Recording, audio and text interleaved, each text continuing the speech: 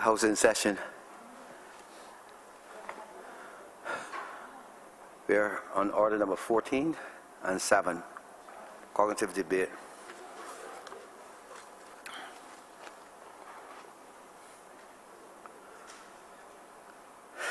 Member for St. Peter. Thank you very much, Mr. Deputy Speaker.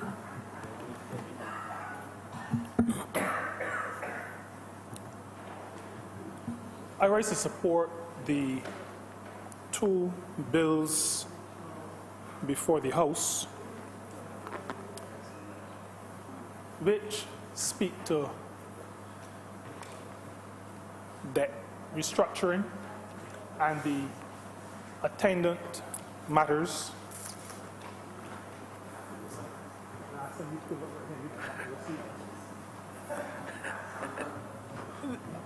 I just want to join the Honourable Member for Christchurch East Central to paint a picture of what we found when we came to government on the 25th of May 2018.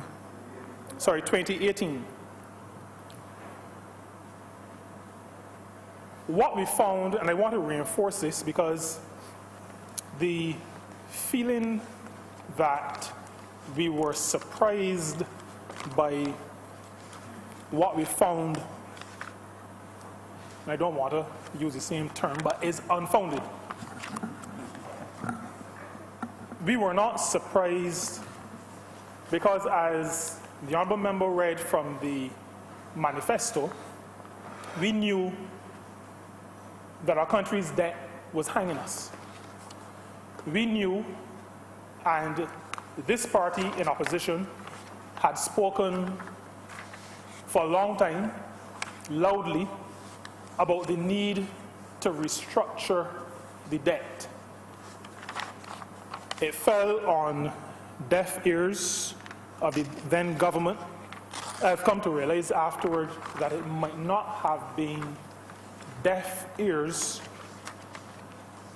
as much as it was brains that could not understand what needed to be done to manage the affairs of a small country. And I'm really happy that people like that were not put to run the affairs of larger countries. The disaster would have been much more severe. But we've been having downgrades. I mean, all these things are now the stuff of legend. And the history books will no doubt record that period between 2008 and early 2018 as maybe one of the darkest periods as it relates to fiscal management in this country. And I specified fiscal management because we've had many dark days because we have a history of slavery and oppression from colonial powers.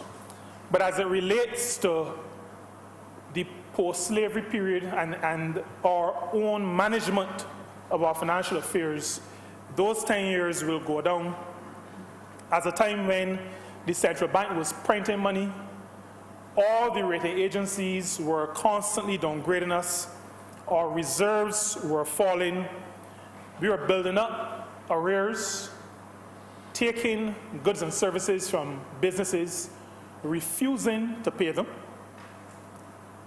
It was a financing of government that was adversarial. We were holding people, as it were, hostage, taking their goods and services, refusing to pay them, reaching 157% in terms of our debt to GDP ratio, not including any arrears. And so, Mr. Deputy Speaker, that is the situation within which we found ourselves on assuming office last May. We were sworn in on the Sunday. We met with the social partnership on Monday morning at 10 o'clock.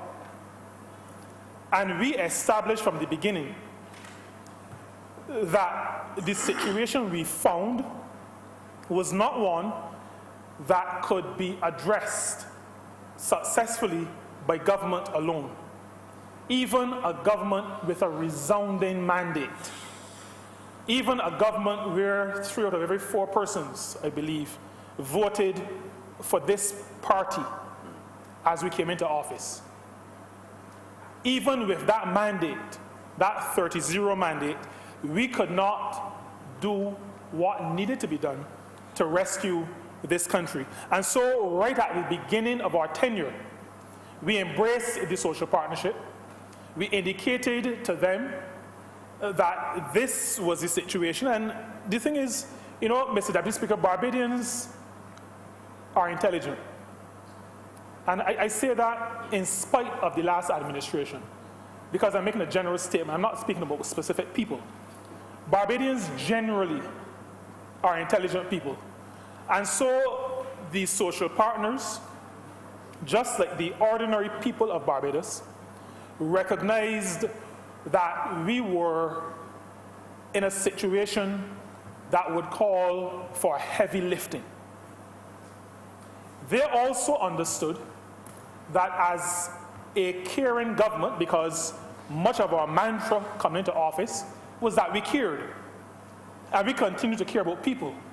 And so as we worked with our social partners, the understanding was very early that we would not act as the previous Democratic Labour Party administration had, both in, well, 2 administrations, both in 2013 and in the 1991 to 92 period. We would not place the entire burden of the adjustment that was needed, the adjustment that Barbadians recognized as needed to be done, needed to be made. We would not place the burden of the adjustment on the ordinary people of Barbados. And we established with our social partners that any adjustment needed to be a shared adjustment. All of us had a role to play in making sure that the fortunes of Barbados were restored, and that in the future we could go forward looking and visualizing and visioning an improved situation, a rescuing, as we termed it, a stemming of the hemorrhaging, of the bleeding, and a restoration of the fortunes. And beyond restoration, a transformation of our economy, a transformation of our society, a transformation of our entire country. And we got from the social partnership a consensus. And the social partnership, Mr. Deputy Speaker, continues to be integral to the success of the economic program of this country.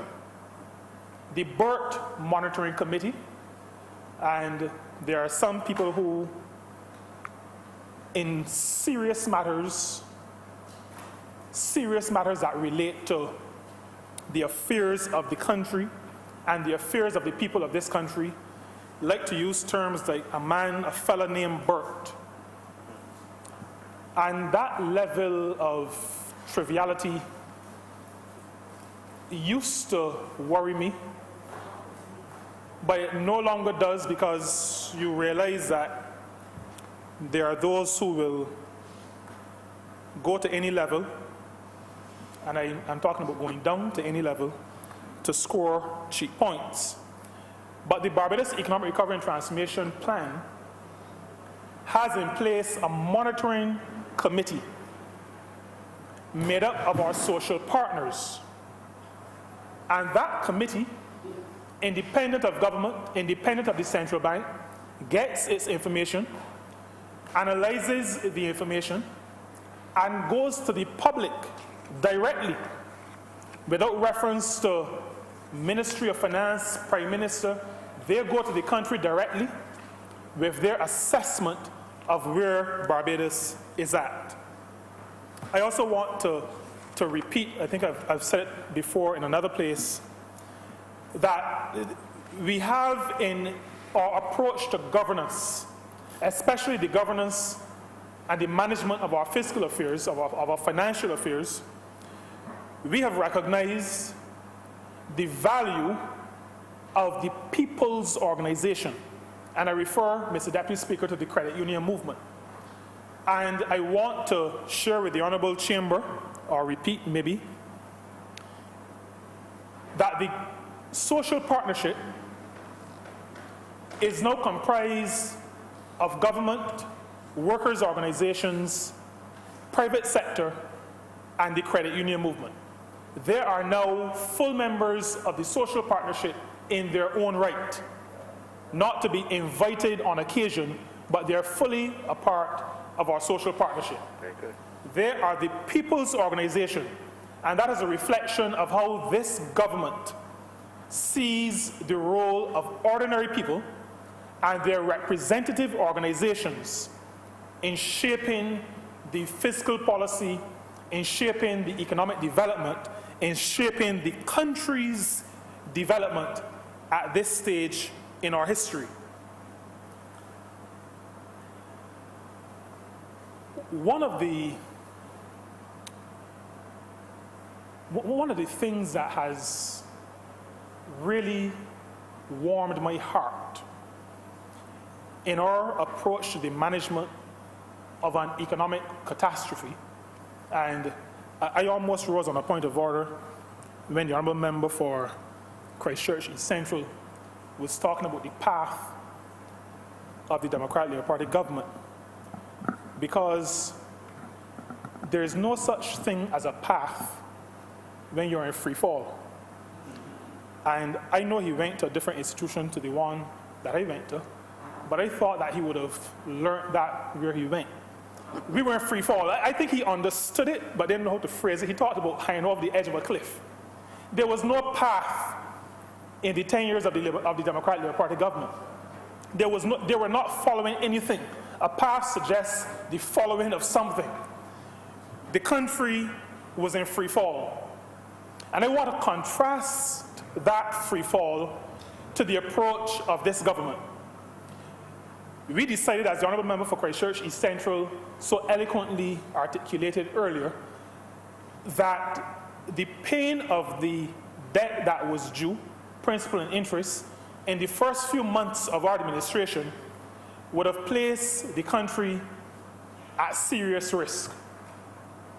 And the way I like to put it, so that people like me can understand, is that if the government, if Barbados had paid all the debt, principal and interest, that was due between June and November,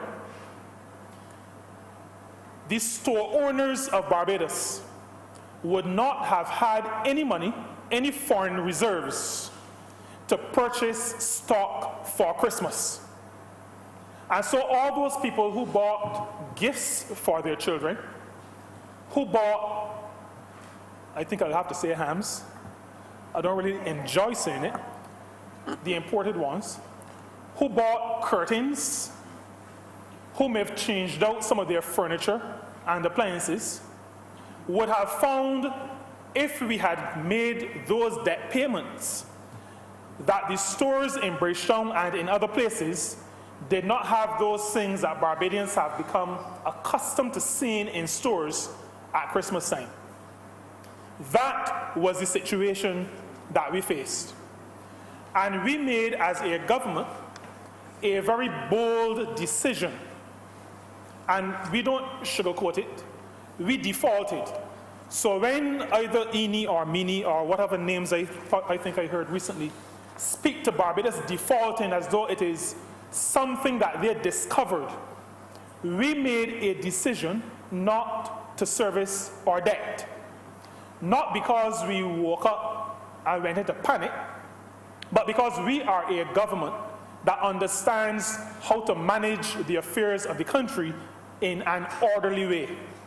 So that when the social partners stood together in Lord Erskine Sandifer Centre and took a photograph while the Prime Minister, the Honourable Member for St. Michael North East, was speaking and making the announcement to the world that we would not be servicing our debt, Just a few hours afterward, the head of the International Monetary Fund, the then head of the International Monetary Fund, Madame Lagarde, issued a statement on the IMF's website indicating that organization's support for Barbados and support for the direction we were heading in.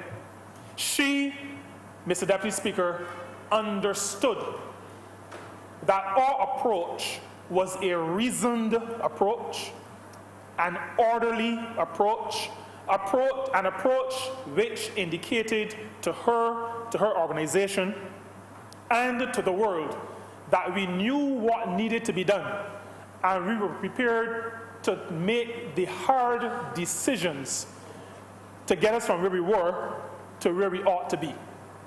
And we understood that that default would have triggered an immediate downgrade. But, Mr. Deputy Speaker, it is like understanding that you have an illness and you have to drink Buckley's, which will burn your throat, but will help you to get rid of the cold. Or you will have to use some cod liver oil or shark oil that could possibly make you throw up, but it will help you down the road. We, as a government, Mr. Deputy Speaker, are not afraid to make the hard decisions because we understand what we have to do, we know where we have to go, and we are committed to traveling that road because we are invested in the rescuing, rebuilding, and transformation of this country. What, though, does the debt restructuring mean? We unfortunately, and I say this always with a heavy heart, we have had to separate about maybe between 1,000 and 1,100 persons from employment in the public service. And that has not been an easy decision.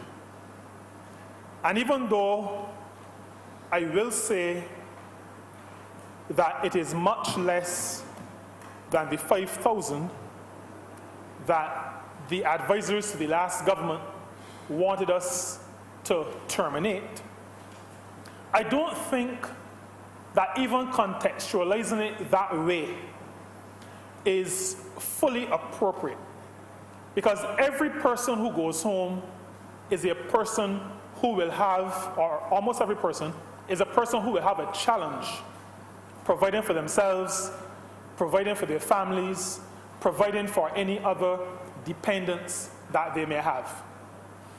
And so I do not want to say that we did anything good. We did what was necessary, but we recognize that it caused pain. But I want to say to the people of Barbados, through you, Mr. Deputy Speaker, that there were those who were saying to us loudly and vociferously that we should send home 5,000 people.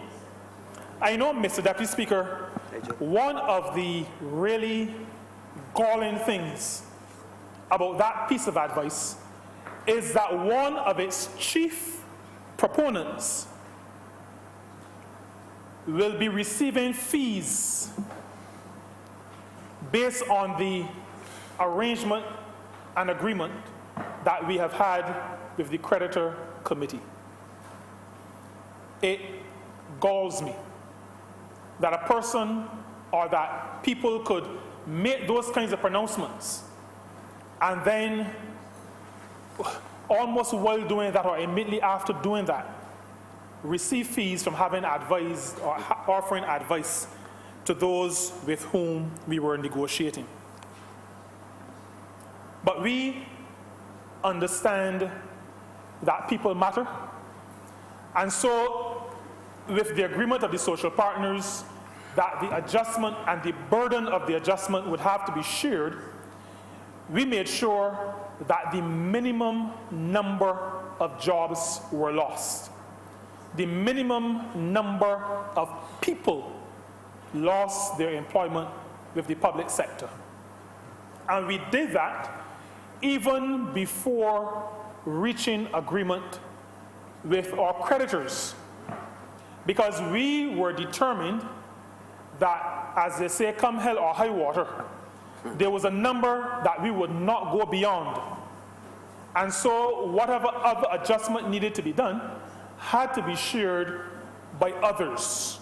Those others including the creditors, those who had lent money to this country. The adjustment, the restructuring of the debt meant, therefore, that a limited number of persons lost their jobs. The restructuring of the debt meant that any revenue-raising measures then could be limited. And we, again, Mr. Deputy Speaker, as an open and transparent government, we understand that we have had to raise some revenue, and that raising of revenue has caused some hardship. We recognize that. And so we were measured in our approach to revenue raising as well, because we believe that the bulk of the adjustment would have to come by way of our debt, both the debt stock and the debt servicing. As a country, the Honourable Member for Christchurch Central spoke to the fact that we came into a situation where the people before, I'm not sure, I'm always confused if I'm still supposed to say honourable, former honourable members, but I believe words mean something, and I don't want to dilute the meaning of honourable. But those who preceded us left us with very little in terms of fiscal space. And so the Honourable Member for Christchurch East had to spend days and nights inhaling the pungent smell of sewage leading from the front to deal with the situation that was left by the last government. But they also left a situation where there were very limited funds to deal with the situation. And his management and the management of the government also indicates that there are lots of things that can be done on limited budgets. But as you know, Mr. Deputy Speaker, your generation and the generations before you understood how to manage with limited budgets. I am pleased to say to the people of Barbados that while in the 10 years of the DLP government, they thought that those techniques of yesteryear were gone, we in our management have indicated and have demonstrated that you can still manage an economy even with limited fiscal space, with limited amounts of money around to do what needs to be done. And that debt restructuring, it means that debt holders take a haircut, and that is what debt restructuring often includes. But I want to join my colleague as it relates to the assertion, or really maybe a slur, in terms of the National Insurance Scheme. Because I, Mr. Deputy Speaker, was a member of the board of the National Insurance Scheme for a number of years. And I will say to you that my understanding of the scheme, its liquidity, the actuarial reviews, tell me that the National Insurance Scheme is at lower risk now, having taken a haircut, than it was while I was on the board in a Democratic Labour Party administration. And I say that, Mr. Deputy Speaker, because economic activity, the ability of a pension fund to finance obligations in the future depends on a certain level of certainty.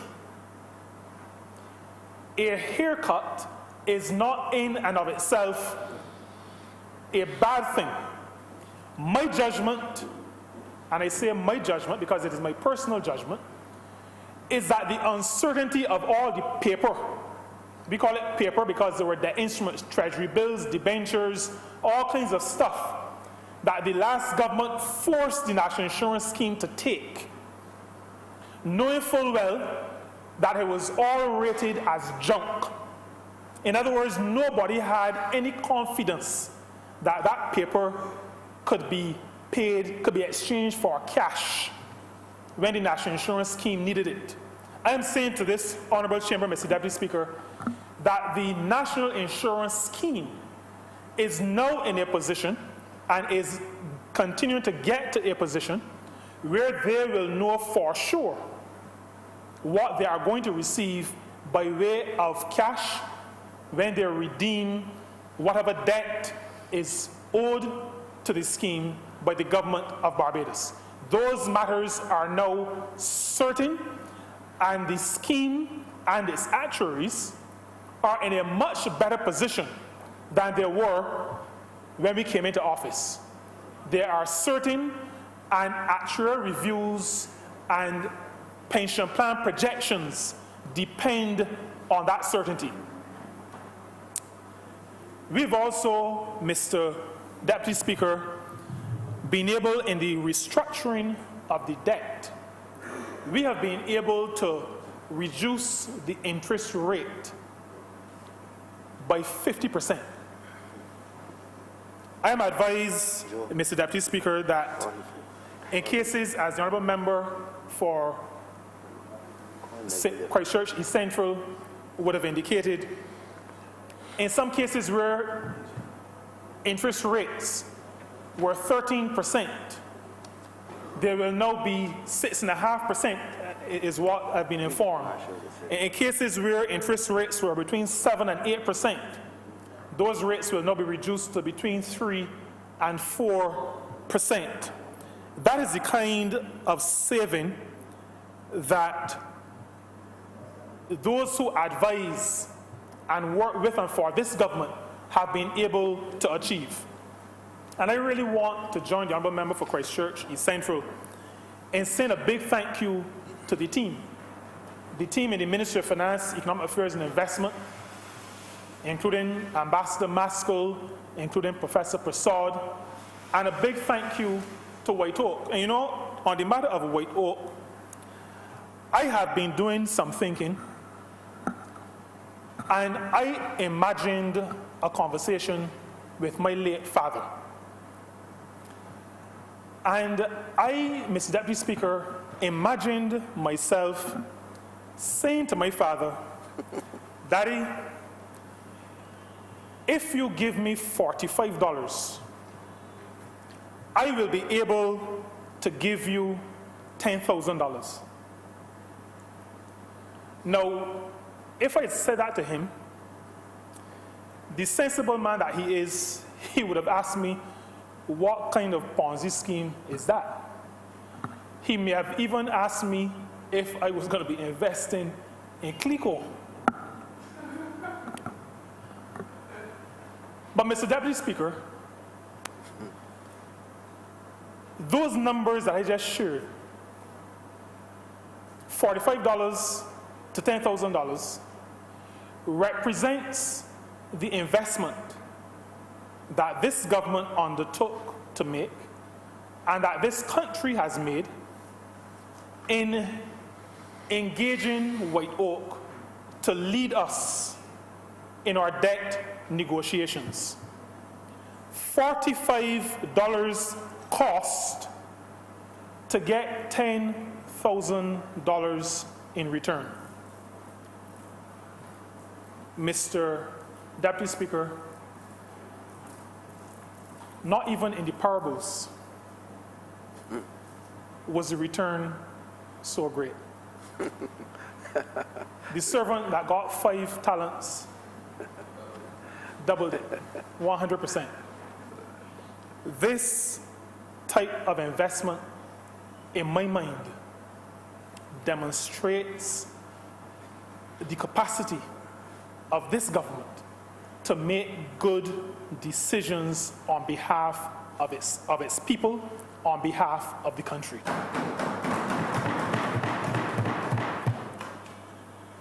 And so I always think, because sometimes it is easy to attempt to score political points by using the absolute number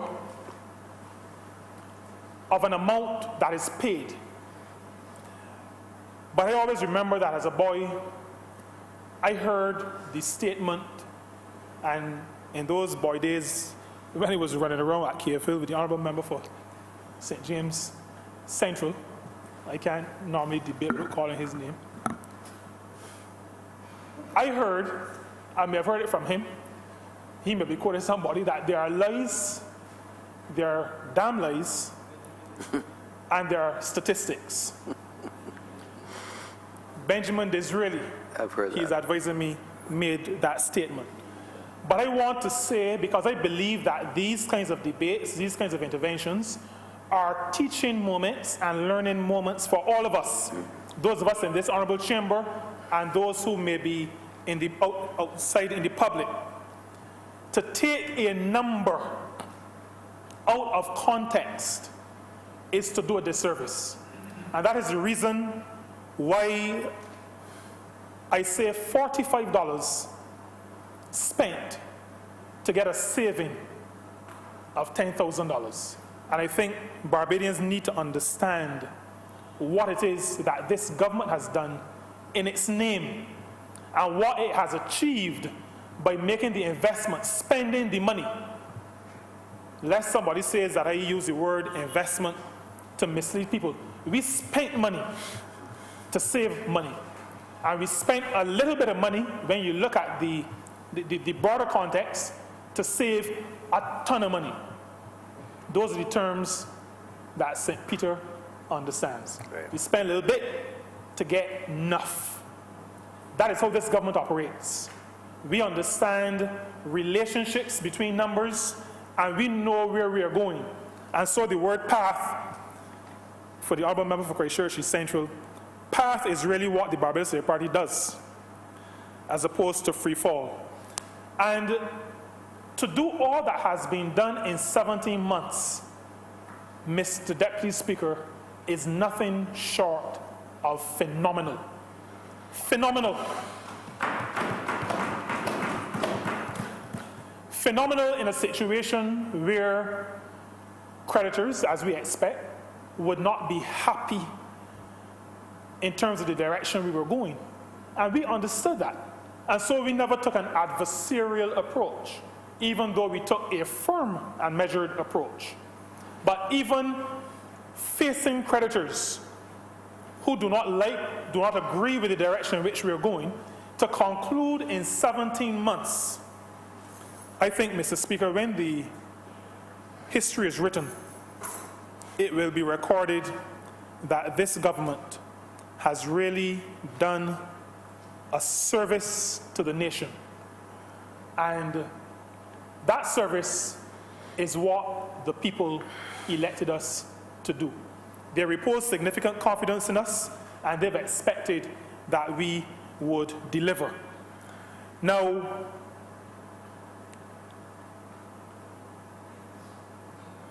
I'm going to cut this a bit short, because I think the people get it, because I have, and I've always had, confidence in the people of this country. The country has educated its citizens, and our citizens get it, so that remarks about too many people in a cabinet and those kinds of things,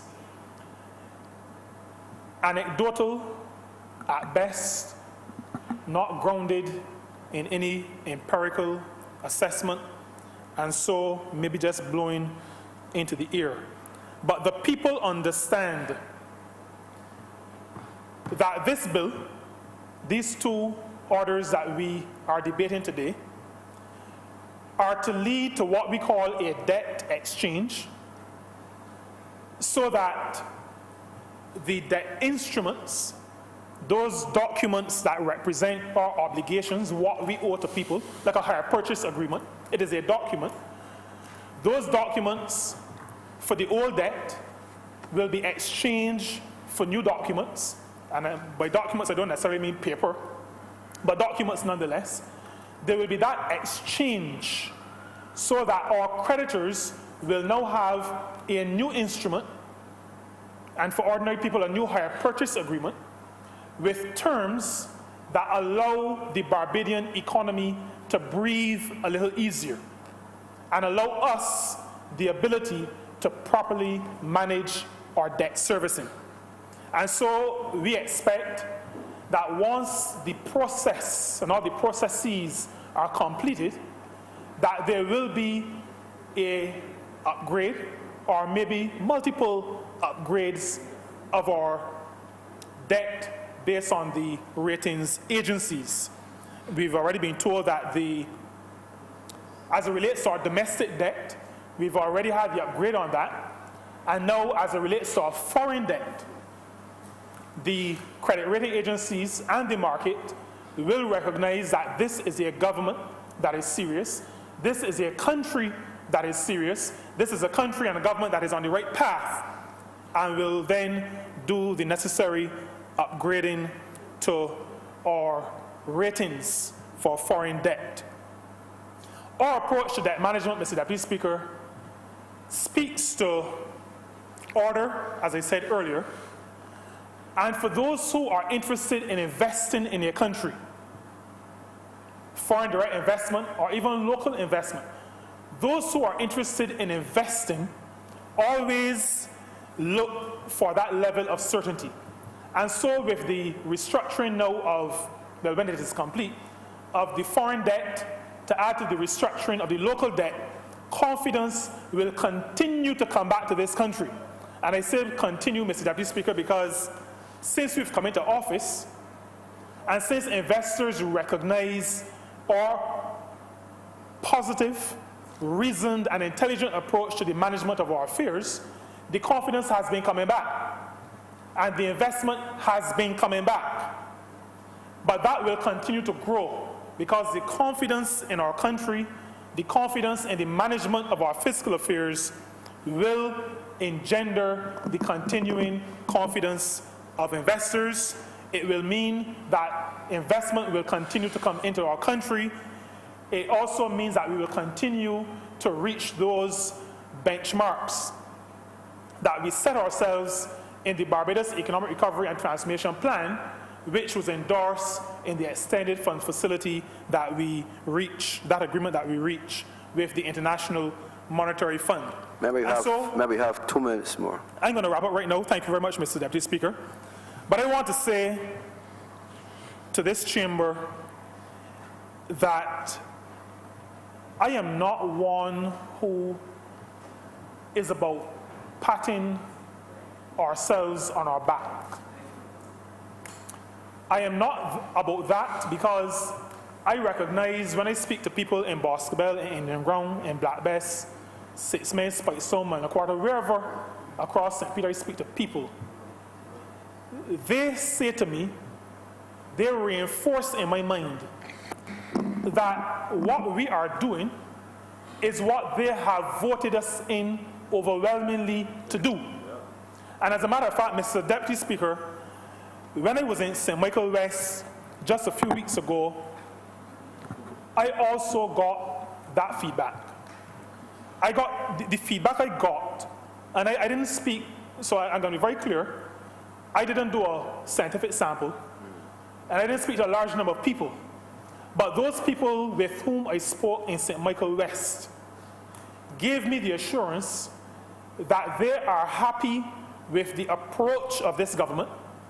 They have said to me that they are feeling some of the pain, but that they understand that we are doing what needs to be done to rescue the country from the situation in which we found it just 17 months ago.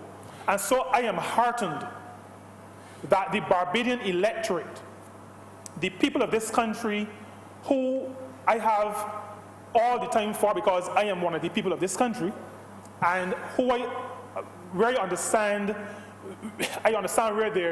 where their brains are, where their hearts are.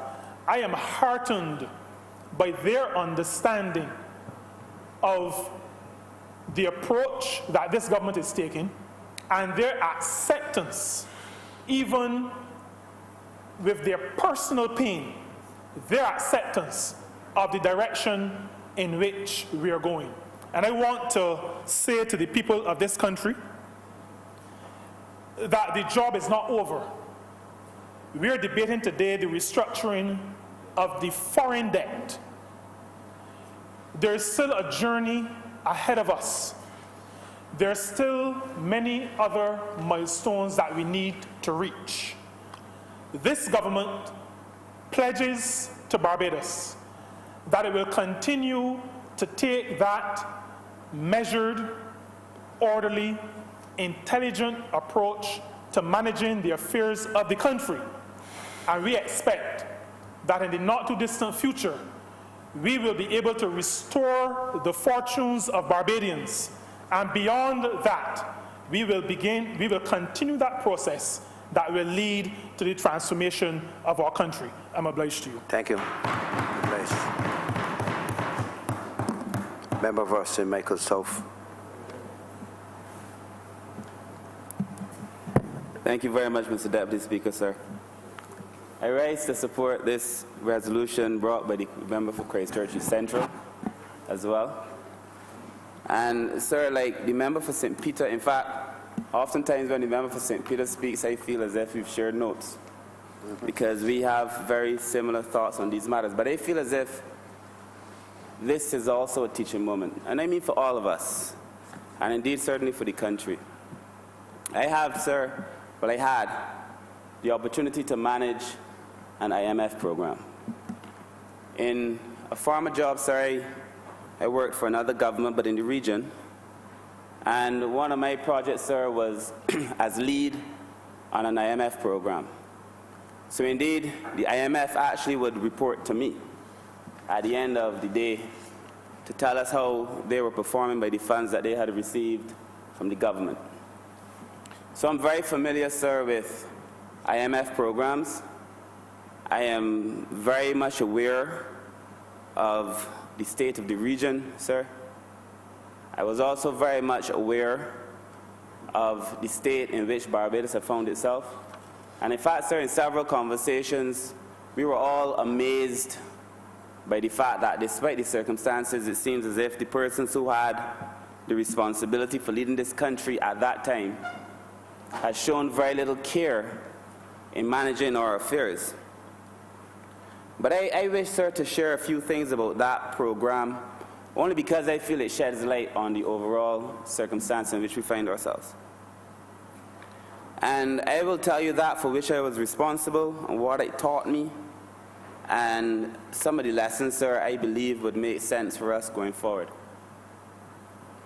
I had a responsibility, sir, for a program that, for millions of dollars, for Jamaica and what we call the rest of the Caribbean. The rest of the Caribbean being Barbados, Antigua and Barbuda, Belize, Grenada, St. Kitts and Nevis, St. Lucia, St. Vincent, and the Grenadines. So, and part of that program was what we call the Fiscal Management Program. In fact, the whole project was called Enhancing Public Financial Management in the Caribbean. So the whole idea of the project, sir, and the funds were given to the IMF, sir, to do work in the Caribbean, sir, so that we could enhance our public financial management. And that involved things like improving the treasury and debt and fiscal management, building capacity to be more efficient in our tax and our customs practices, meeting those tax reform objectives that we'd all set ourselves, sir, and overall building the capacity of the public service. And sir, it happened in Jamaica, the same thing happened in Belize, the same thing in St. Vincent, the same thing across the Caribbean. In the rest of the Caribbean, sir, specifically, we were looking at the PF, public financial management, sir, but we were also looking at the revenue administration component, how best to get taxable people to pay the taxes that were due. making the system much more efficient, sir. And I listened time and time again to the IMF as they spoke about the Caribbean. It also looks at our expenditure policy component and the need for the Caribbean to build public-private partnerships, sir, if we are to get out of this mess, sir, because we have this idea that everything that is done in the region must be done somehow by the government. And that when we sought to refashion our economies, that we had to build our economies on a new model, on a model, sir, that allowed us to sustain ourselves over time. Because the models on which we built the Caribbean, sir, were changing. And that we could not continue with the same practices if we were expecting to get different results. And through that project, sir, we led in Dominica and in Grenada the support for a macroeconomic specialist in both countries. And that person had the responsibility, sir, for seeing over all these things that we just discussed. We knew at that time, as we know now, that in the region, sir, you may not necessarily have all the talent that you may need to get you out of something. And we knew then, as we also know now, that sometimes you have to seek external sources, sir, to get you past a point. We also knew that the government may not be able to afford, sir, because this kind of talent does not come cheap, sir. And that when it was offered to Grenada and to Dominica, sir, they had the wherewithal and the smarts to take it, sir, because they knew they did not have the talent, nor did they have the resources to pay for it, because it costs. It costs a lot of money. And it made sense, sir, when you have to make these plans, to have people who have the skills and the technical know-how, sir, to be able to do it. My point, sir, is that many islands in the region face these circumstances. Many islands, many small island developing states, even outside of the Caribbean, face these circumstances. There is no shame. There is none in recognizing, sir, that sometimes you need help. There is no shame, sir, sometimes in recognizing that you do not have what it takes, sir, to get you past a challenging situation. There is no shame. The difference between what the other countries did and what Barbados did is that they revealed to their people the situation and they rectified it. And we concealed it, sir, and compromised Barbados and we compromised Barbadians. The former government did. So instead of dealing with the situation, they hid. And then found Barbados going deeper and deeper. There was a time, sir, where I believe with the technical skills in this government, sir, the Prime Minister herself, the Honourable Member from Christchurch, East Central, but the know-how that they have, the other members, sir, the Honourable Member for St. Michael, South Central, who sits beside me, sir, the Honourable Member for St. Peter, the persons with such technical expertise, sir, that we would have been able to maybe get ourselves out of this, but they dug us so deep and for so long that it became almost chronic, sir. To the point where even if you had a ladder, the hole was so deep that you could not climb out of it. And that while there is indeed no shame in asking for help, because the other countries in the region did, Jamaica did. Jamaica was able to turn around their economy, Grenada did. And Grenada was able to turn around their economy, sir, and those countries asked for help at a time when their debt to GDP ratio, sir, was not as dangerous as ours was. And we kept lying to the, well, not us, I shouldn't say we, the other government kept lying to the people over and over and over and over again, suggesting that somehow they could, through the policies that they had in the first instance initiated, and then when they needed to change course, sir, they dug deeper down into the same policies, making it more difficult, sir. So it is only natural. And sir, all of the regional economists at the time started saying, well, Barbados needed to restructure its debt.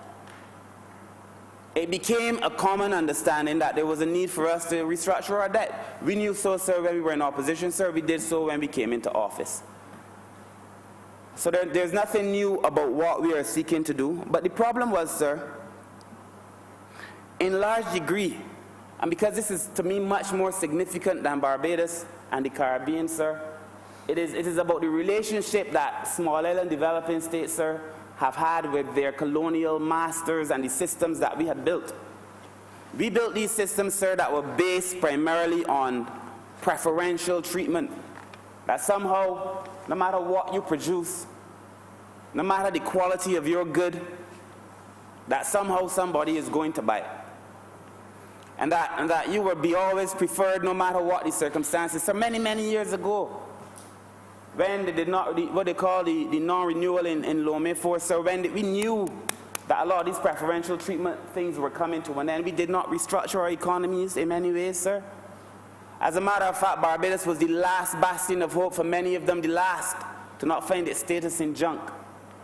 Caribbean countries, sir, have or had a structural issue that needed somebody to be brave enough and bold enough to come and address it, sir. But to make matters worse, when we were advised many years ago for Caribbean islands to then find their revenue source, sir, from its tax system, go and, improve your financial services sector. That is the future for the region. And all of us in the region, sir, in the Caribbean, built our entire economies in a way then around the financial services sector, a significant part of it, not all.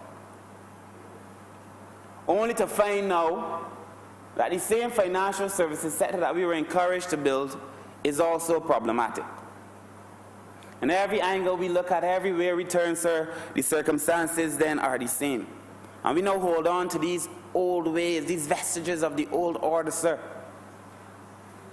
that no longer make sense for us.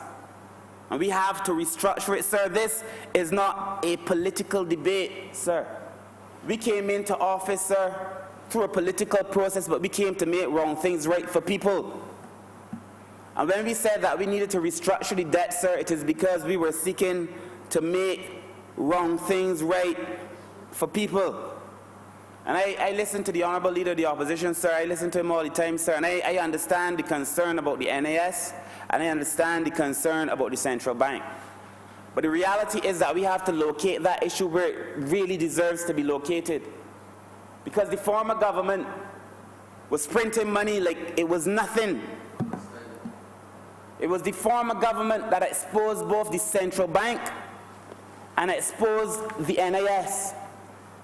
It was the former government, sir. And in reality, sir, I agree with the Honourable Member for St. Peter, sir, we did not raid either the NIS or the central bank, sir. We are repairing them. Yeah. Because, I used to play football. I captained my team, actually. Ooh. Yeah. I had some skills back in the day, but nonetheless, sir, when you were down on a football field, sir, you're motivating your men, you say you gotta go for broke. You gotta put it all on the line, you gotta go for broke. But I think the Democrat Labour Party took it literally. And they went for broke. They broke the country. So they broke our institutions.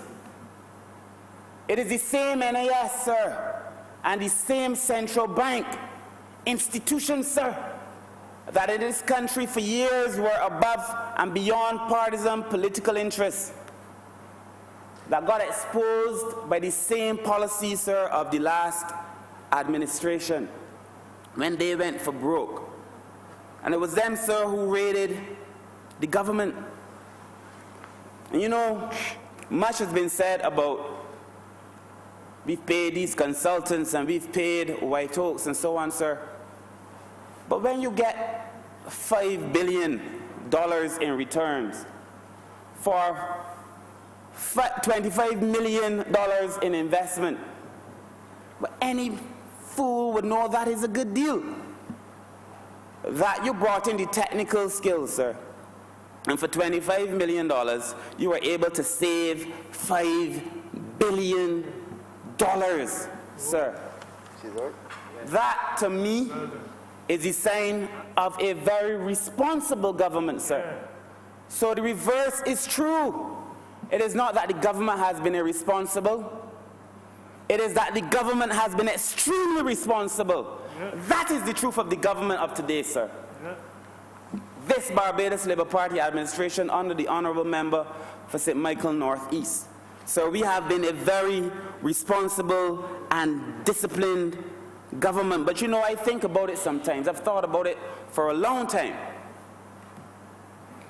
But I think about it, sir. Sometimes I ask myself when I'm trying to explain it, I say, imagine if you take from your elderly mother the little money that she has, as they did with the central bank and the NIS. You keep taking because your mother loves you. She's going to give you all that she has.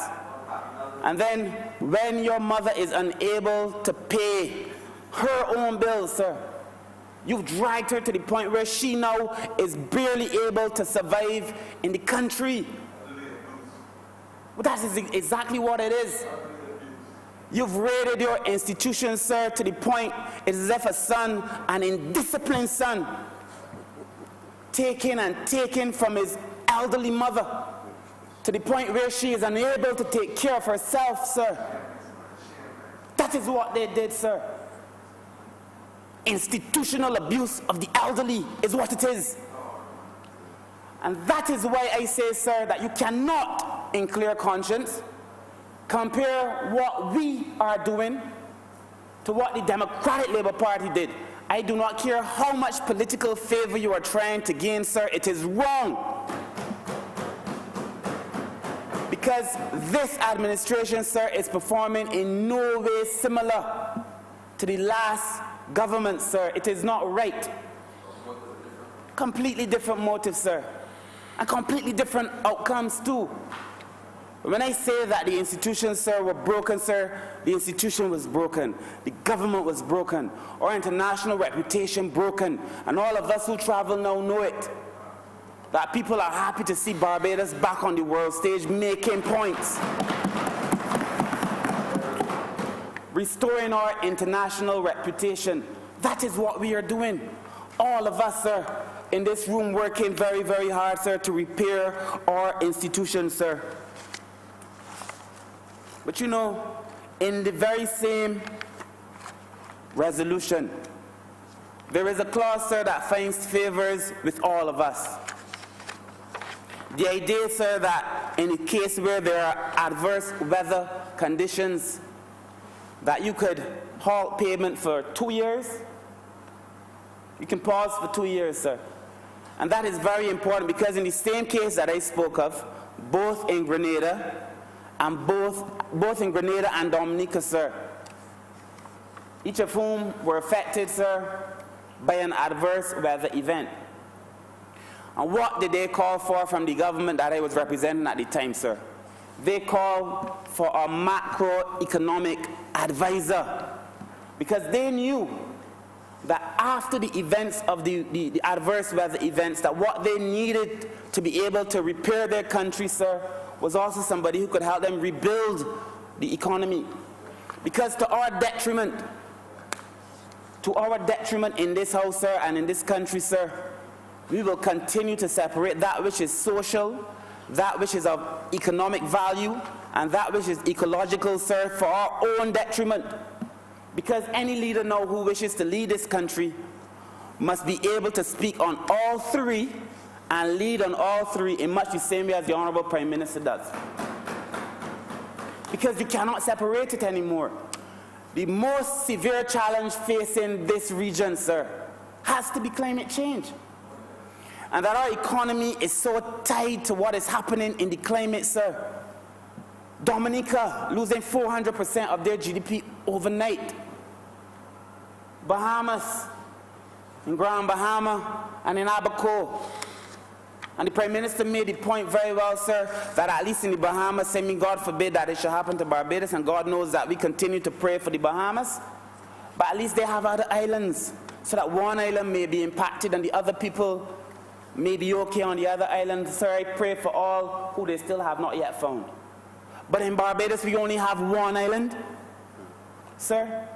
And that when we say that we have to build out our economy, sir, you needed, I just don't understand the logic of it. How can you oppose the idea that we needed to create for ourselves elbow room, as the Prime Minister calls it? a little fiscal space, because you can't do anything without fiscal space. The Honourable Member for Christchurch Essential made the point, sir, that the last government was unable to do anything much despite promising a lot because they did not have the elbow space. Nobody had the confidence in the government. The bonds that they issued was worth nothing. Everybody knew it. Many people who bought the bonds, sir, bought it knowing that it was high risk, but hoping to be able to take more from Barbados, sir, than they should have taken from Barbados in the first place. So when the government took a position, sir, on principle that the external creditors, sir, should be subject to the same conditions as the domestic creditors, sir, it was Barbadians looking out for Barbadians. That is what a responsible government does, sir. But I do not understand how anyone could try to suggest, sir, that in creating a little breathing space for ourselves, sir, taking our time, sir, to negotiate properly with the external debt creditors, sir, that we were doing something wrong. Because Barbados still has to build out its resilience, sir. And that adverse weather clause, sir, makes a lot of sense. It makes a lot of sense because in the event that Barbados is impacted, we do not have, sir, to try to find the money to pay them while we should be trying to make sure people could eat or people could get roofs back on their houses. And there is what they call the CRIF, sir, an insurance facility in the Caribbean, but the CRIF does not pay out enough money to support any Caribbean country, sir, that has an adverse weather event.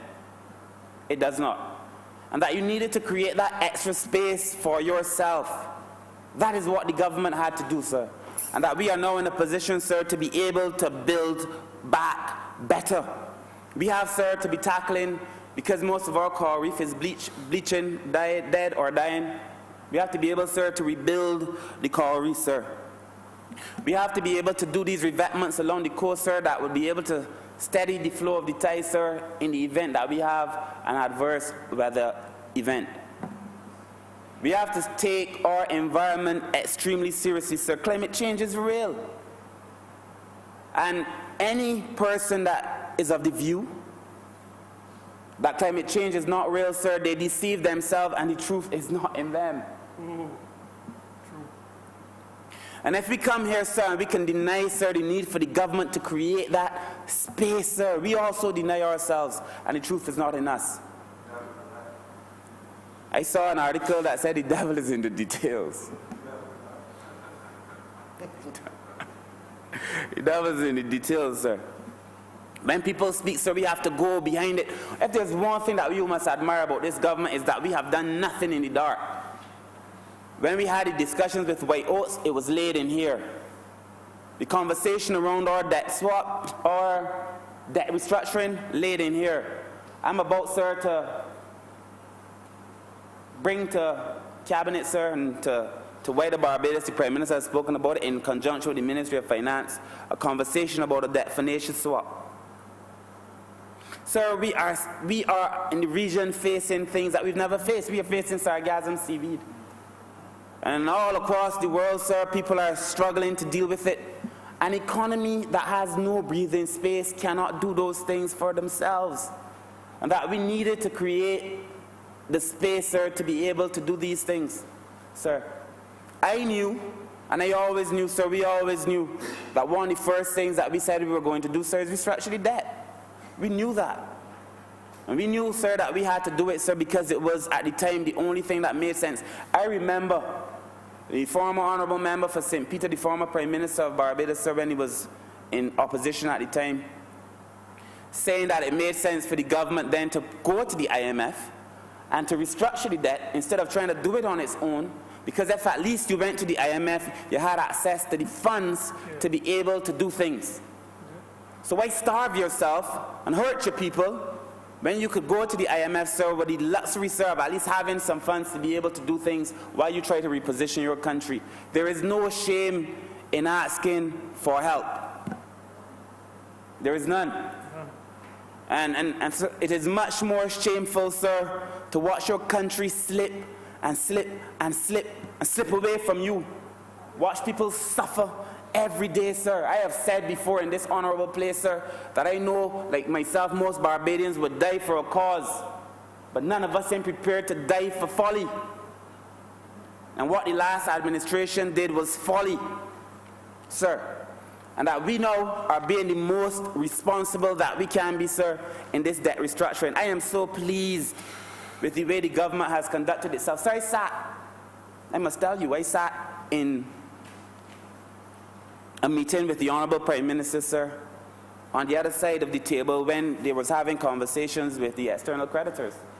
And the positions that the Prime Minister was taking, sir, every single one in the interest of Barbadians. Convincing, sir, to the core, and taking a position that she would not take a deal that would jeopardize the livelihoods of the people in this country. Integrity to the core. And the thing about it is, sir, that I sat in that meeting and I watched, sir, as those who were culpable, who were part of the degradation of this country, then turn around and negotiate against the same country. I was there. Those who brought us to our knees, propping up somebody else as though somebody else tried to rob the country. For 30 pieces of silver. Mr. Speaker, sir, Mr. Deputy Speaker, sir, all I can say, sir, at the end of the day is that all that we have done has been extremely responsible. In a few months, maybe, when this external creditor situation is completely resolved, there is a body called the Nature Conservancy. It's an environmental body based in the US. And the Nature Conservancy is interested in doing business for Barbados, sir, for a debt for nature swap. A big part of it, sir, is where the Nature Conservancy basically buys some of your debt. And the savings that you get, sir, must go back into protecting the environment. So you reduce the level of your debt, while at the same time freeing up more elbow space to be able to put money back into the environmental pursuits that this country now needs to pursue. We are having a conversation, sir, that is sophisticated, a conversation that is mature. And I can tell you, sir, that at every corner of that conversation, Mr. Deputy Speaker, we are ensuring that Barbadians are protected, that the fishermen get a fair deal, that the vendors get a fair deal, sir, and that Barbados gets a fair deal at the end of the day. We have to protect the environment. We have to protect the environment. So yes, sir, we are doing a debt restructuring. But the debt restructuring gives us a little bit more space. And yes, sir, we are also making sure that there's an adverse weather clause, because if something should happen in the process of restructuring your debt, sir, you need that little bit of breathing space. And we are pursuing other ends that will bring advantage to the country, sir. So that when you analyze it, and when you look at it into its component parts, everything that we're doing, both in terms of its parts, sir, and its whole, is only to serve the country. And all that we are doing, sir, is to reinforce, sir, in the minds of Barbadians, sir, that when they went to the polls and they elected us as the government, sir, that they were making a good choice. All of us, sir. All of us. And that when we present ourselves to the public again in another few years, we will say, here we are, your humble and faithful servants. Well done. Well done. Well done, my good and faithful servant. Member, you have 2 minutes. Mr. Speaker, sir, I'm almost done. Short speech. Yeah, this is one of my shorter ones. Mr. Speaker, sir, I feel, and I felt this was more of a moment, sir, because I spent a long time at the university teaching. This was more of a teaching moment, sir, than it was a political moment.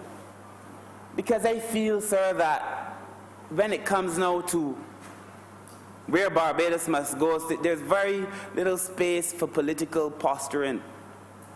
And that sometimes, sir, we have to face the reality of that which is before us. And that we were faced, sir, with options, the Democratic Labour Party government, sir, and this Barbados Labour Party government. It's just chalk and cheese. It's really chalk and cheese. Now, if a person disagrees with our methods, sir, let us have an intelligent conversation around the methods. and that perhaps we can enlighten, sir, those who are not enlightened about what it is that we're doing and why. But not everything, sir, has to be about political posturing. And I feel, sir, that this debt restructuring, sir, the way we've done it, sir, is going to be good for the country. I respect the position, sir, that we took in relation to the external debt creditors, sir. I am proud, sir, of the way the government has conducted itself and its business. I am satisfied that both the honourable leader of this country and the honourable member for Christchurch East Central have done well by and for Barbados, sir. And all I can do, sir, as I close, is support this resolution, sir, with all that I have. I thank you, sir, for your time. Member for Sir Michael West. Let me thank you, Mr. Deputy Speaker. I really do enjoy, notwithstanding what some people might think, the contributions rendered now on a weekly basis from the honourable member who last sat and the honourable member who spoke before him, respectively, honourable members for St. Michael South and St. Peter. I can appreciate the spirit of competition, and I applaud the honourable member of St. Michael South for so well and eloquently putting his credentials on the table just now before this House and the public of Barbados. And that does not escape me, Mr. Deputy Speaker, that you have two bright young men with honest hearts, aspiring both to the leadership of the administration over there when the moment comes. And weekly now, they each try to outdo each other. You're raising a point of order? Yeah. I never like to interrupt the honourable leader of the opposition, but to suggest, not even to suggest, sir, but to state so boldly that any such aspiration exists either in myself or the honourable member for St. Peter, sir, is definitely misleading the House. There is no vacancy on this side. No. And the person who holds the job, sir, we all support with full support, sir. Thank you. So I would like to make that a point of order. Mr. Deputy Speaker, let me make myself quite clear. I was not suggesting that there's any vacancy in leadership on the other side. There obviously is not. In fact, this weekend's events suggest very clearly that the leadership is reinforcing its own position. So there's no threat or challenge or any suspicion that there's any vacancy attaching to the leadership over there. I was just simply applauding two very intelligent young men for their presentations in this House and seeking simply to highlight my sense and observation that they're both putting forward their credentials to accede to the leadership of that organization when the moment does come. That is all I'm saying, and they're to be applauded for that. And while I am on that, I may very well applaud the honourable member of St. James Central, who very quietly sits in this House these days, but very studiously, apparently, and in a very diligent and disciplined manner, is pursuing his portfolio responsibilities. And that is his way of staking his claim when the moment does come. And so I applaud him as well. Many. And that is a good thing, insofar as we have been told quite recently that there is a dearth, potentially, of leadership should the administration of the day fail in its undertakings to rescue Barbados. So I am simply applauding my two honourable friends to my extreme left. I admire both of them to a significant degree. And I simply challenge you, Mr. Deputy Speaker, that when next they both stand to speak, listen very clearly, and you will see them putting their credentials. For one must learn to speak not only of social matters, but on economic matters if one aspires to lead this country. And so you speak with eloquence on economic matters and establish your credentials. Absolutely nothing wrong with that. That is the way it is done. Now, Mr. Speaker, to the immediate business at hand. You see, the other side of the story must be put. And it is my role to try as best as I can to put the other side, or to at least speak to the fuller truth. Speak to the fuller truth and put the other side and ask the probing questions and point to the serious concerns that some of us still have as Barbadians, notwithstanding government's loud applause of its own efforts. Now, Mr. Speaker, they boast under these arrangements, and I'm sorry, the Honourable Member for Christchurch East Central is not in his position at this moment.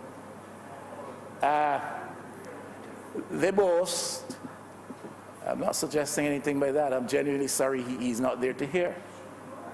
That's all. There are good reasons why people have to leave the chamber from time to time, and I'm sure he is diligent about whatever business he has at hand, because I see him as one who's very hardworking in the ministry assigned to him. And I would say that, I've said it to him privately, and I will repeat it publicly. He is very hardworking. Does not mean I agree with every policy initiative that he champions here, but he seems to be very hardworking, and he puts the government's case as clearly as he's able to do. But I'm simply saying, Mr. Speaker, there is always a fuller truth. There is always a fuller truth that has to be said and spoken. We boast of a 26% haircut on our external debt. A savings of 26%, a shaving of 26.4%, is it?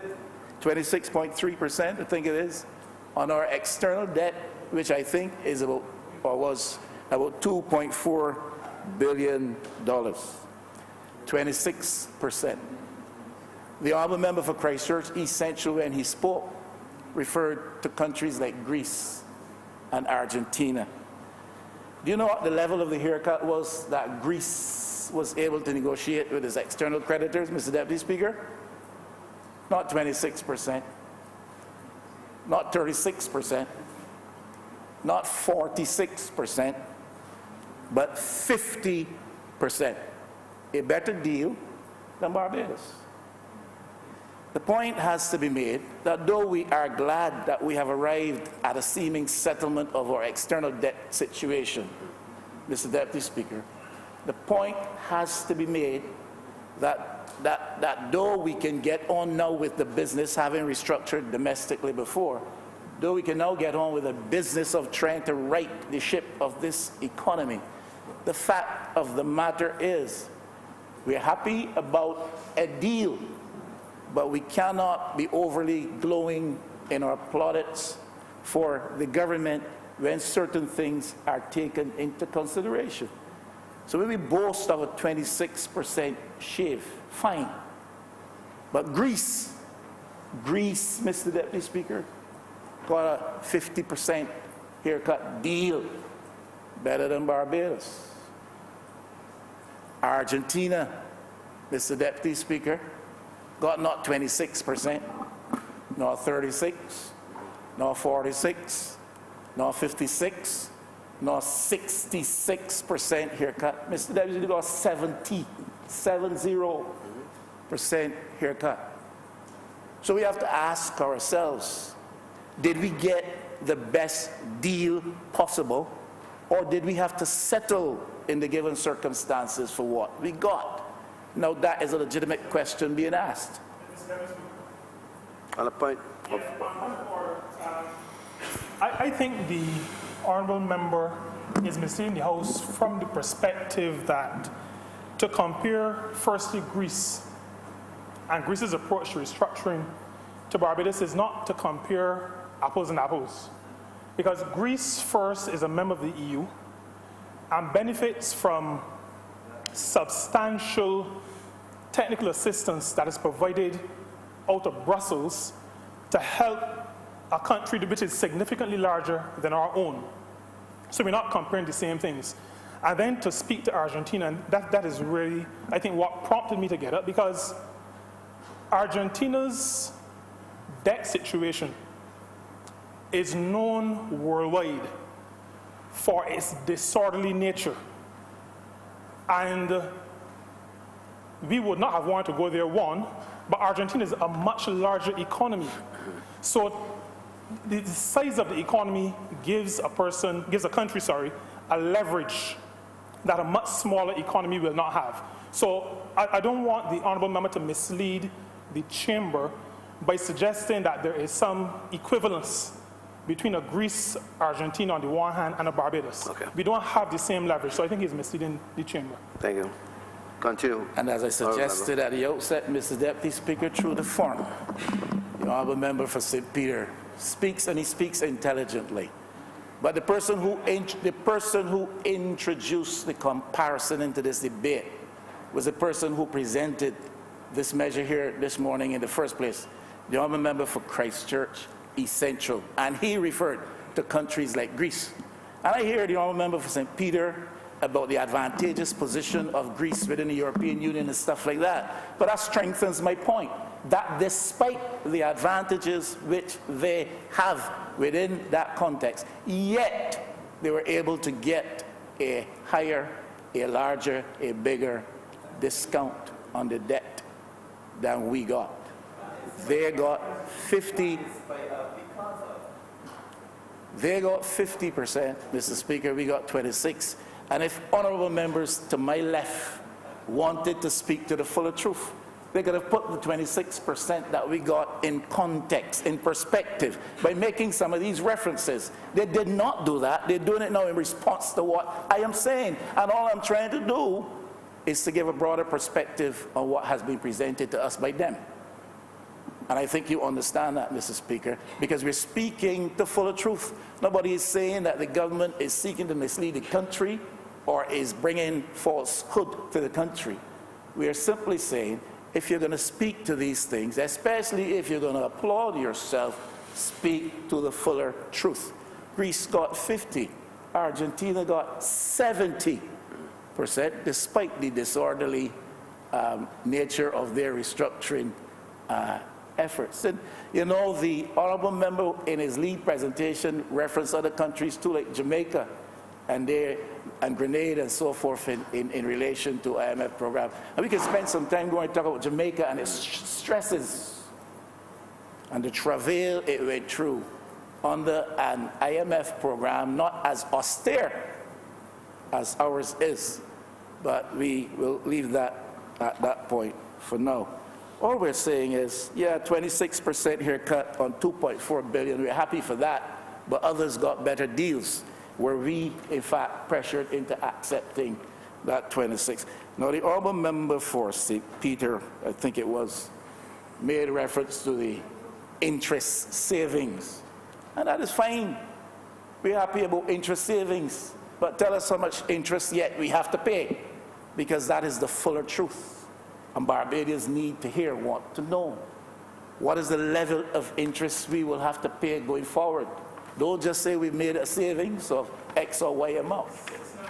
What do we have to pay going forward? And not in vague and broad macro terms. Tell them in terms of dollars, so that Bajans can know how it impacts them. We're talking about fuller truth, full disclosure. Mr.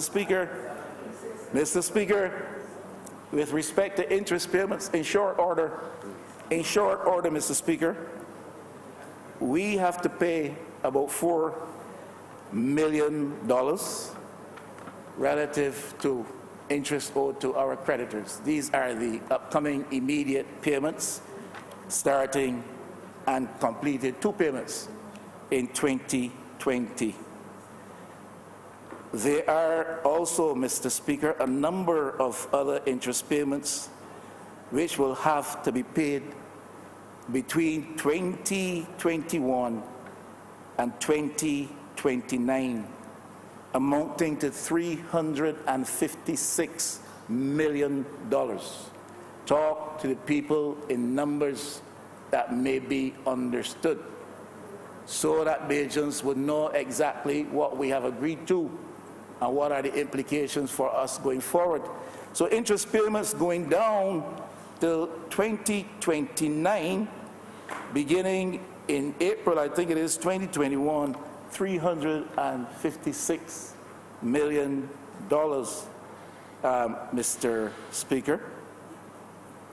Total interest payments, therefore, between April of next year and down to 2029, $360 million in interest payments. Those are the numbers. Now, in terms of repayment on principal under the new arrangements spoken to in the resolution, beginning in 2025 and going through to 2029, $547 million that we have to look to pay. 2 in 2025, 2 in 2026, 2 in 2027, 2 in 2028, 2 in 2029, each of about $55 million each payment. Mr. Deputy Speaker, those are some of the numbers. There's an immediate payment, almost immediate, in fact it is upon us, of $32.5 million, making a total of principal repayments falling to us between now and 2029 of $580 million. When you add the two together, the principal amounts and the interest, Mr. Speaker, between now with the immediate payments facing us and those starting significantly in 2025 and going through twice per year to 2099, we're talking about $940 million US, $1.8 billion, Mr. Deputy Speaker. And these are the numbers with which we have to be familiar, because that is the burden of debt that will fall according to schedule under this agreement upon the shoulders of the people of Barbados. Now, Mr. Speaker, we have been given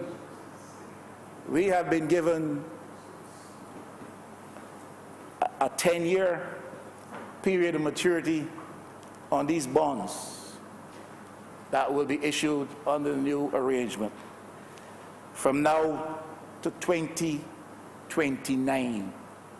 Now, if the fuller truth is heard, voices would be heard to admit that insofar as the external credit arrangements are concerned under this particular arrangement cited in the resolution before us, that the external creditors would seem to be taking a risk reduction approach to their agreeing with the position of the Barbados government. That is the approach you take. You reduce your risk, especially if you have been bitten once before, then you become twice shy. So you have to say to the people of Barbados, we were able to get only a 10-year period of maturity on our external bonds, external debt. It speaks to an unwillingness on the part of the creditors to hold out with Barbados. I'll put that in a better context, a broader context for you in a minute, because that is what it is suggesting. Some would say an agreement in 17 months is fast, and it speaks to confidence on the part of the external creditors in the Barbadian economy.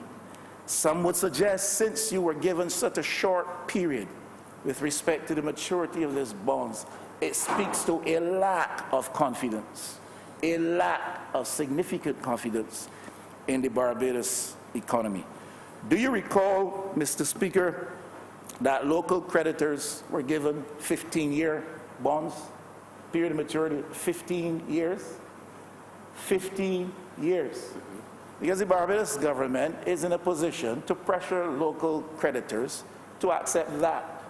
You can't get past, apparently, external creditors with that.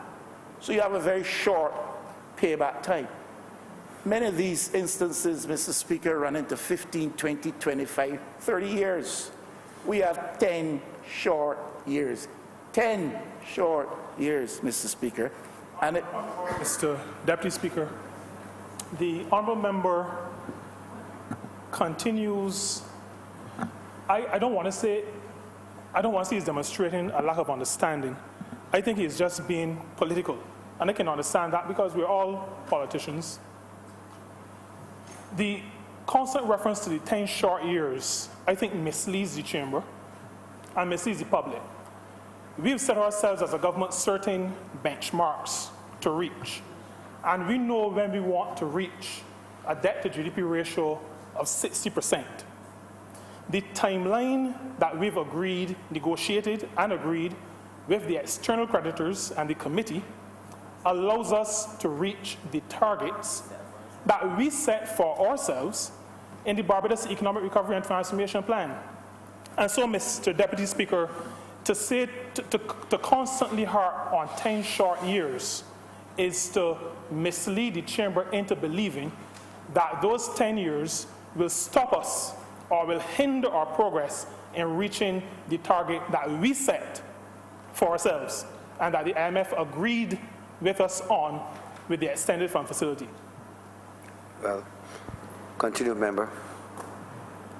we're getting there, Mr. Deputy Speaker, we're getting there. And the Honourable Member for St. Peter, I think, is establishing some distance between himself and he who runs behind him at the moment. We're getting there, Mr. Speaker. Now, you see, in this debate, Mr. Deputy Speaker, all I'm saying is that the fuller truth, the fuller revelation has to be made. You don't come and say, I got a quick agreement in 17 months, when normally it would take 2 years and more. You don't come and say, this is a homegrown program that we are into it all. You don't just say that. You say the rest of it. And you put it in a broader context and bring some perspective. And 10 years is a short time. Now, I only mentioned the period of 10 years here 2 or 3 times, you know, just on this point. And it upsets my honourable friend from St. Peter. Now, they come in here, each of them, every week, and refer to 10 lost years. 10 lost years. Lost decade. Same number 10. I only mention it twice. Period of 10 short years. And I only mention the point of 10 short years in relation to this particular arrangement a couple of times, and they must stand to their feet.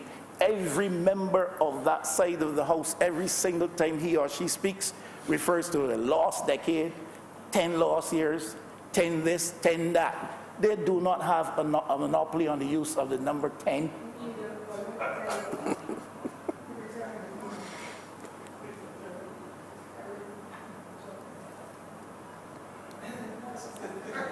So as I was saying before I was interrupted, local creditors were made to accept 15-year bonds, stretching well into 2035, long after some of them, unfortunately, would have died and passed on. That is the reality, Mr. Deputy Speaker. So 10 years, to me, may reflect a measure of a lack, or a lack of a measure of confidence in the Barbados economy. Obviously, external creditors would take on board the concept of the time value of money. Time value of money. And I do not know that enough emphasis was placed on this when the credit arrangements were forced on the local credit community here when government restructured its debt. But you would know, Mr. Speaker, that in 2035, what $1 today buys at its value will no longer be the case. So the external creditors are taking on board the consideration of the time value attaching to money, and therefore you get 10 short years. 10 short years. Pensioners here in Barbados, under the domestic arrangements, got caught up in this. And it may be harsh language to suggest that they were cheated in this manner. But I hope I'm understood when I say that. And I don't use that term in a pejorative manner with reference to the actions of government. People lost on their investment, and that must be made to be understood. They lost in terms of the haircut they got. They lost in terms of the time period over which these bonds now have to stretch before maturity, and they lost in terms of reference to the time value placed on money, Mr. Deputy Speaker, and the truth, the full truth has to be told. The external creditors refused to accept what was forced on the domestic creditors here in Barbados. They did. Now, you know, Mr. Speaker, I don't want to get into any political mischief, but let's go, because I have to respond to the member for Christchurch East Central. He said the last government left a precarious debt situation to the incoming administration. Everybody understands that. It has been said in here and outside of here, correctly so, several times. They left an untenable debt situation. They left the country in a precarious debt situation for the incoming administration. He said, and it was repeated by the two honourable gentlemen who succeeded me to their feet, they said, and he said, rather than do what they should have done, they kicked the can down the road. There are those who would say, Mr. Deputy Speaker, that with reference to these debt arrangements into which the government of Barbados has entered with the external creditors, that this administration has kicked the debt can down the road. You think about it. They have kicked the last administration, according to them, did not do what it should have done. It did not default on debt. It did not restructure the debt and deal with it. That is what is voiced from over on the other side. You come with this arrangement because we are dealing with the debt, but the manner in which the debt is being dealt with and that to which you have agreed kicks the debt can down the road and places it at the doorstep, Mr. Deputy Speaker, of the government which comes to this Parliament after 2023. On a point of... On a point of order, the honourable member continues to... I have confidence in the people of the country, and I don't think he is succeeding in misleading them. But in the context within which we speak, I think I will have to say he is attempting to mislead the chamber. The restructuring of the debt has been so fundamental and so complete that to suggest that we have kicked the can down the road is such a gross distortion of the reality that I am beginning to wonder who it is that is actually speaking. Because I know Mr. the advisors, and I don't mean White Walker, I mean the other advisors, don't seem to have briefed the honourable member very well.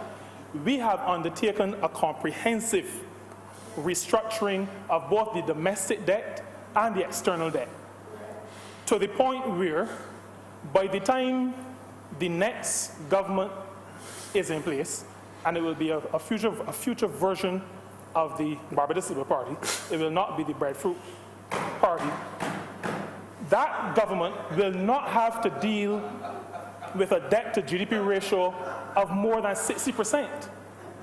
So the can has not been kicked down. We did not promise to eliminate debt. We promised to reduce debt to GDP to 60%, Right. not to eliminate the debt. So we are not extinguishing, as the term we would use, the debt, but we are not kicking any can down the road.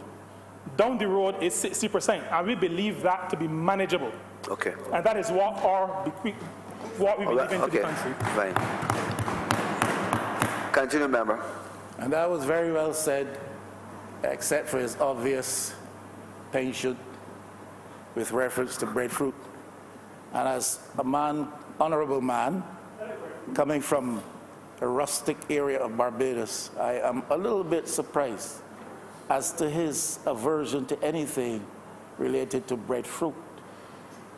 And I would dare to suggest to him that based on the results of the last general election in Barbados, he should not for one moment anticipate and predict what the electorate in Barbados will do. Maybe he feels relative safety. Maybe he feels relative safety within the constituency boundaries of St. Peter because they have oft voted Barbados Labour Party. But there are others about him who do not feel that relative safety. And he had better not anticipate to the extent where he predicts, and openly so from this point, what the Barbadian electorate will do in the next general election. And he really shouldn't do that. And I call him back from that. But as I was saying, Mr. Speaker, if you restructure your debt such that your payments begin to fall due under the next administration to lead this country after 2023, you have, in a sense, kicked the can down the road. The debt can, but that is obvious, Mr. Speaker. That is obvious. You've kicked the debt can down the road. You don't have to do it now.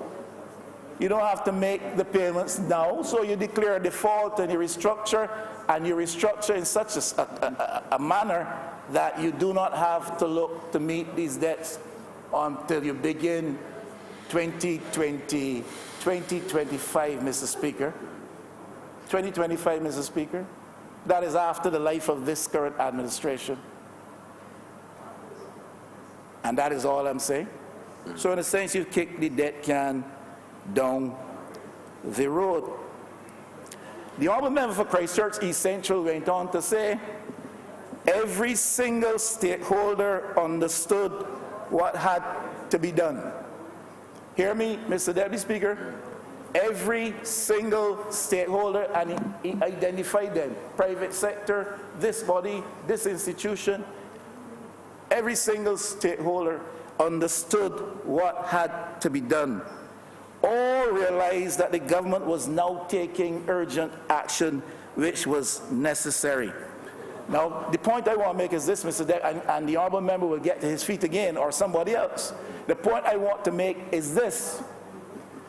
The majority of our debt, about $15 billion,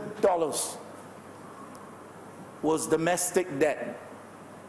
$12+ billion domestic debt, 2+ overseas credit.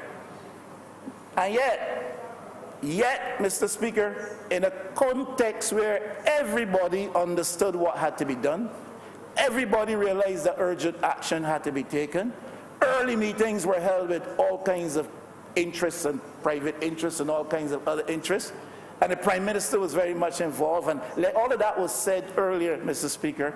Now I want to ask you, if you would not take pause and ask the question with reference to White Oaks. If the majority of our debt was $12+ billion, and the external debt in relation to that was only $2 billion, and everybody down here in Barbados, institutions and persons alike, understood what had to be done, and the government had to take urgent action, and they were all on board, why did we have to engage White Oak to lead negotiations in Barbados with reference to the domestic debt and pay them so much money? And when first mention was made in this house of White Oak, it was said then that they would lead negotiations with reference to the external credit. I, on my feet, Mr. Deputy Speaker, asked several other questions. Will they be doing anything else? Are they going to be helping us with the domestic credit? Are they going to be helping us with restructuring the statutory corporations? All of those questions I asked. It was said then, and only in that speech, that they would be engaged to help us with our external credit negotiations.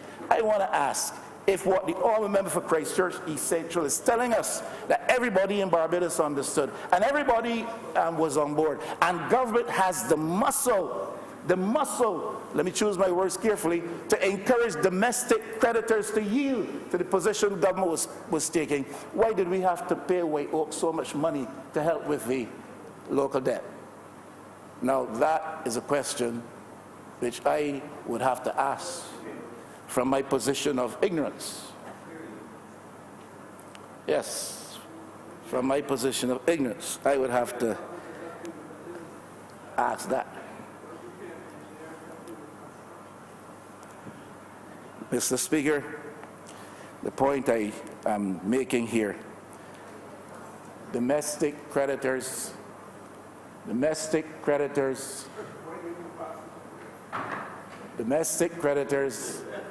were forced to accept a restructuring position which the external creditors either were not asked to accept or refused to accept, and hence we have an agreement before us. Mr. Speaker, there are adjustments on how interest is to be repaid. There are adjustments on how principal is to be repaid. There are positions taken on the issuance of bonds and the quantum, and then there are maturity dates identified for this external debt restructuring arrangement. But Mr. Speaker, here on the ground in Barbados, whereas the external creditors gave the government a 10-year period for maturity of bonds, in Barbados,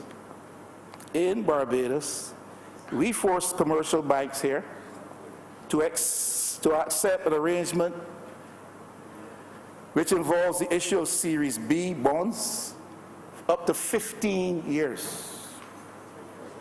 We forced arrangements here upon domestic creditors for Series D bonds up to 35 years. Mr. Deputy Speaker, up to 35 years. We get 10 years to meet the demands of external creditors, but we force upon the domestic credit community here in Barbados, Series D bonds, 35 years. To life insurers, they got Series B bonds up to 15 years. Series D bonds up to 35 years. For general insurers, Series C bonds up to 15 years, Series D bond up to 35 years. To charities, cooperatives, credit unions, non-financial companies, trust companies, and churches, Series B bonds up to 15 years. All institutions that are not banks, life or general insurers are classified under any other institutional grouping got Series B bonds up to 15 years, Series D bonds up to 35 years. National Insurance Scheme, National Insurance Scheme forced to accept Series B bonds up to 15 years and Series E with a 25-year amortizing bond, 25 years. Sagicor Group, Series G, 50-year amortizing bond, 15-year grace period on principal repayment. All I'm saying is, or trying to say, Mr. Deputy Speaker, we come and say we have got an arrangement, we did well in 17 months, and all I'm saying, if we speak the fuller truth, we have to say we were only given a 10-year period before the maturity of these bonds, whereas with respect to domestic creditors, we forced some of them up as far as 35 years. Some of them will not be alive, and possibly their children will not be alive in 35 years' time. On a point of... The honourable member continues to mislead. I probably should even be saying elucidation, because I think that I may need to ask the Honourable Member for Christchurch East Central to give the Honourable Member a little bit of a lesson.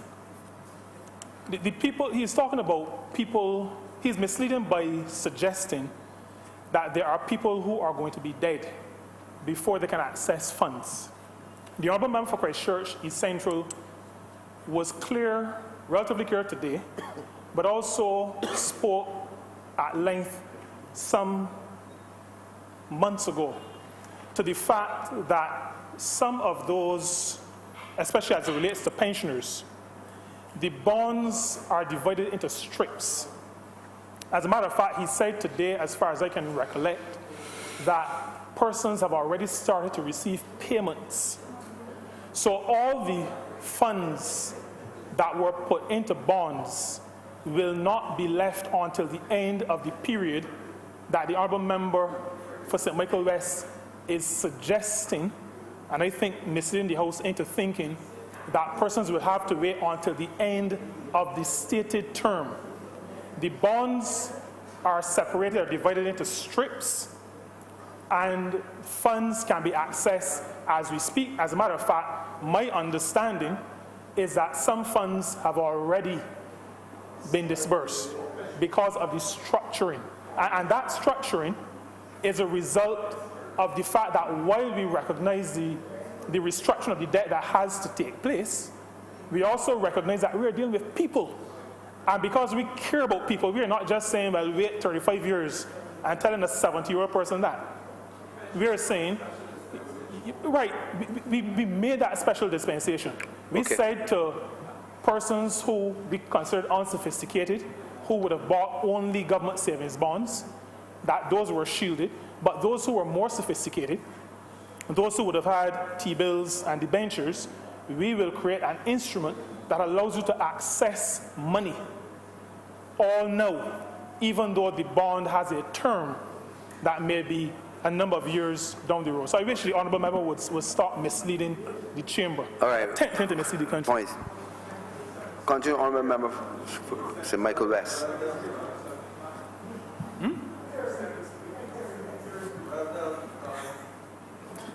Well done indeed, Honourable Member for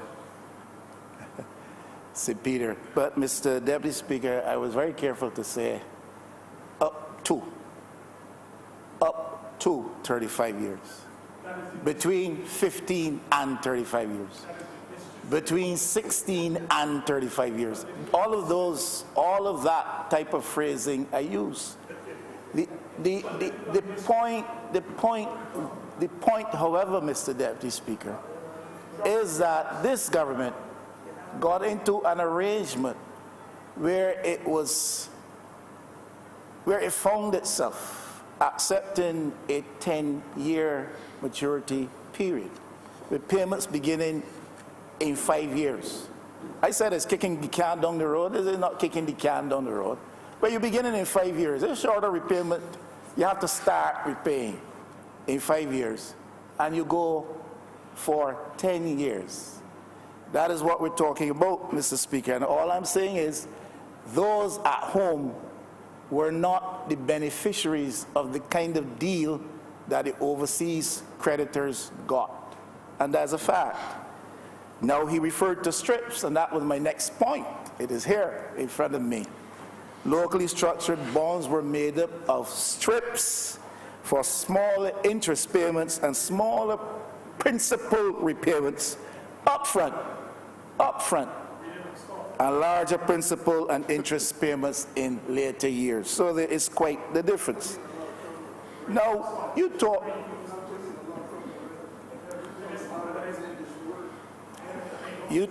Mr. Speaker, about getting breathing space or gaining fiscal space. There are no signs which are clearly evident to us as to what the Barbados government intends to do with that space.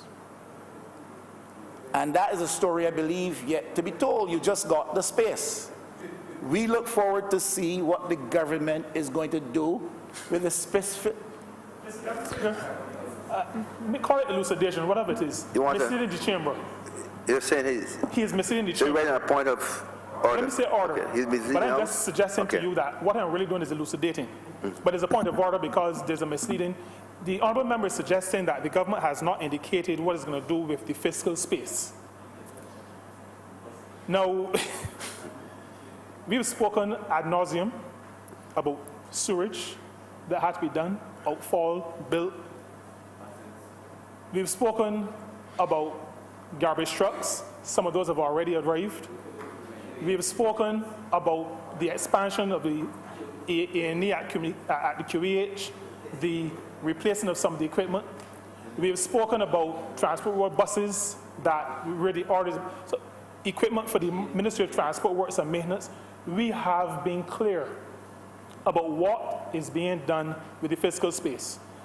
Over and above, though, all of those material things, the one that we speak most passionately about is the restoring of tertiary education free to students at the point of delivery. And that, Mr. Speaker, is our investment of the fiscal space in the children of poor people in Barbados. Okay. Continue, member.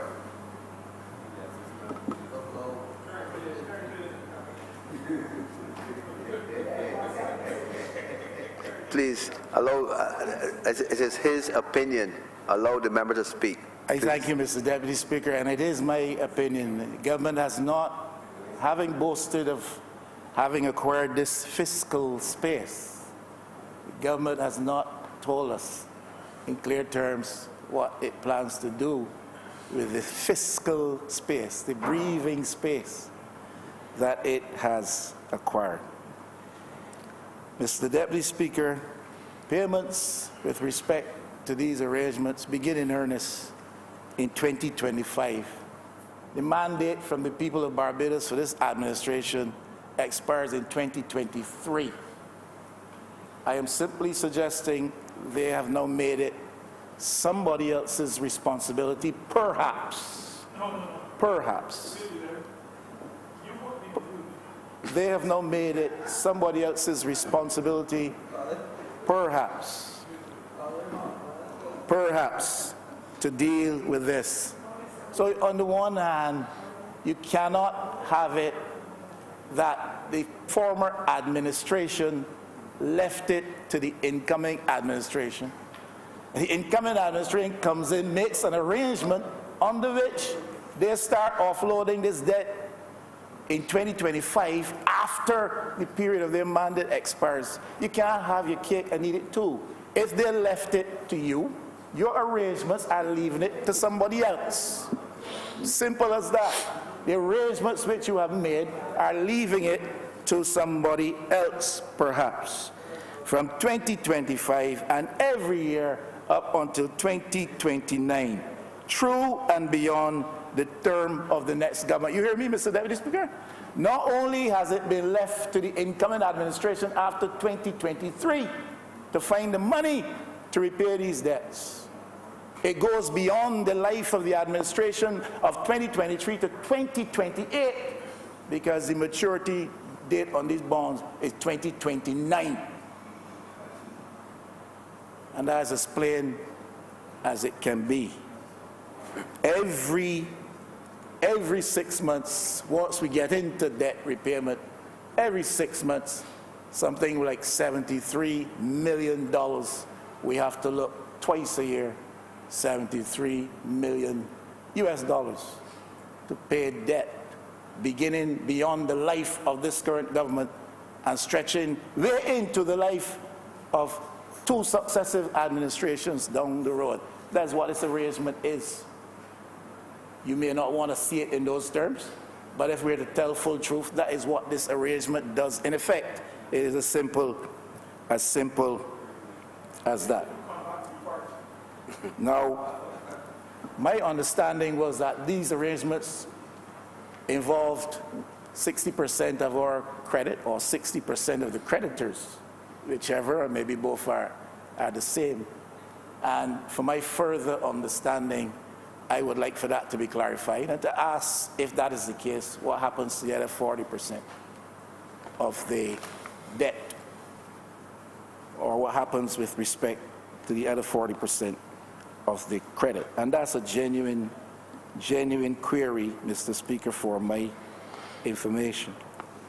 Now, Mr. Deputy Speaker, I don't know that we have heard any significant mention with reference to other debts.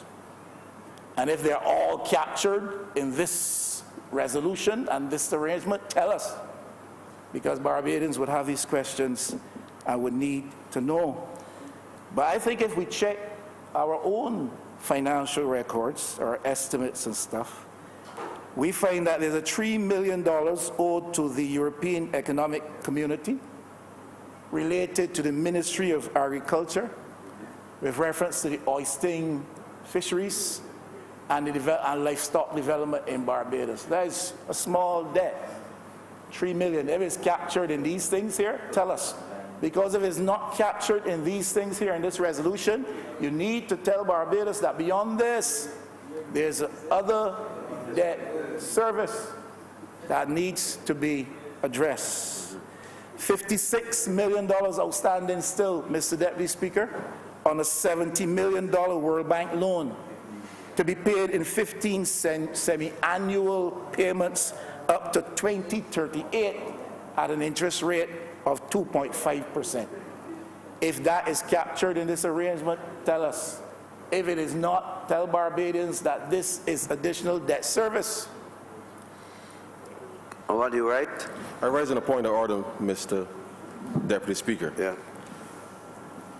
The honourable member is misleading the House simply because the resolution before the chamber, sir, speaks to the external commercial debt. Therefore, any reference to loans that Barbados has from the World Bank or any other international financial institution, sir, are not subject to restructuring, as we have agreed, and therefore the references to which you refer make no sense, sir, in the context of the resolution before us. Well, it is all right for the honourable member for Christchurch, East Central, to say it makes no sense, and for others on the other side to chuckle. But it makes perfect sense to me, and I think it makes sense to people hearing on the outside, because you have come here with a resolution that deals with your external creditors in a specific context, and all I am asking, would you please tell Barbados if there is other debt that we have to pay in addition to this? I'm not suggesting it is captured in this resolution or that it is subject to restructuring. I'm saying if it is existent, tell Barbados we have additional debt to pay, because you have not. And people will believe that this resolution here and these arrangements settles it for us and seals the deal. Is there other debt that we have to pay that Barbadians may have forgotten about, or may not have been reminded of? Because if that is the case, our debt situation is not what it is as represented here in what is presented around this resolution. I was saying, Mr. Deputy Speaker, 56 million out of $70 million of a World Bank loan to be repaid up until 2038 in 15 semi-annual allotments at 2.5%. Mr. Speaker, we owe Citibank $128 million of a $135 million loan, the Barbados Authority, with respect to smart meters. And we have some semi-annual payments up to, I think that goes to June of, I'm not sure of the year for that. I neglected to put that in my notes, but that is due, Mr. Speaker, at an interest rate of 4%. 4%. Do we owe money with reference to these smart water meters? You criticize the former administration for the arrangements it got into with procurement and contracts and all. Fine, if there's a basis for that, do that. But if the people of Barbados still owe money with reference to those arrangements, even though you consider them to be ill-advised, tell us we still have these debts to pay. Mr. Deputy Speaker, it gets worse, you know. There's a $184 million still outstanding of a $450 million Credit Suisse loan.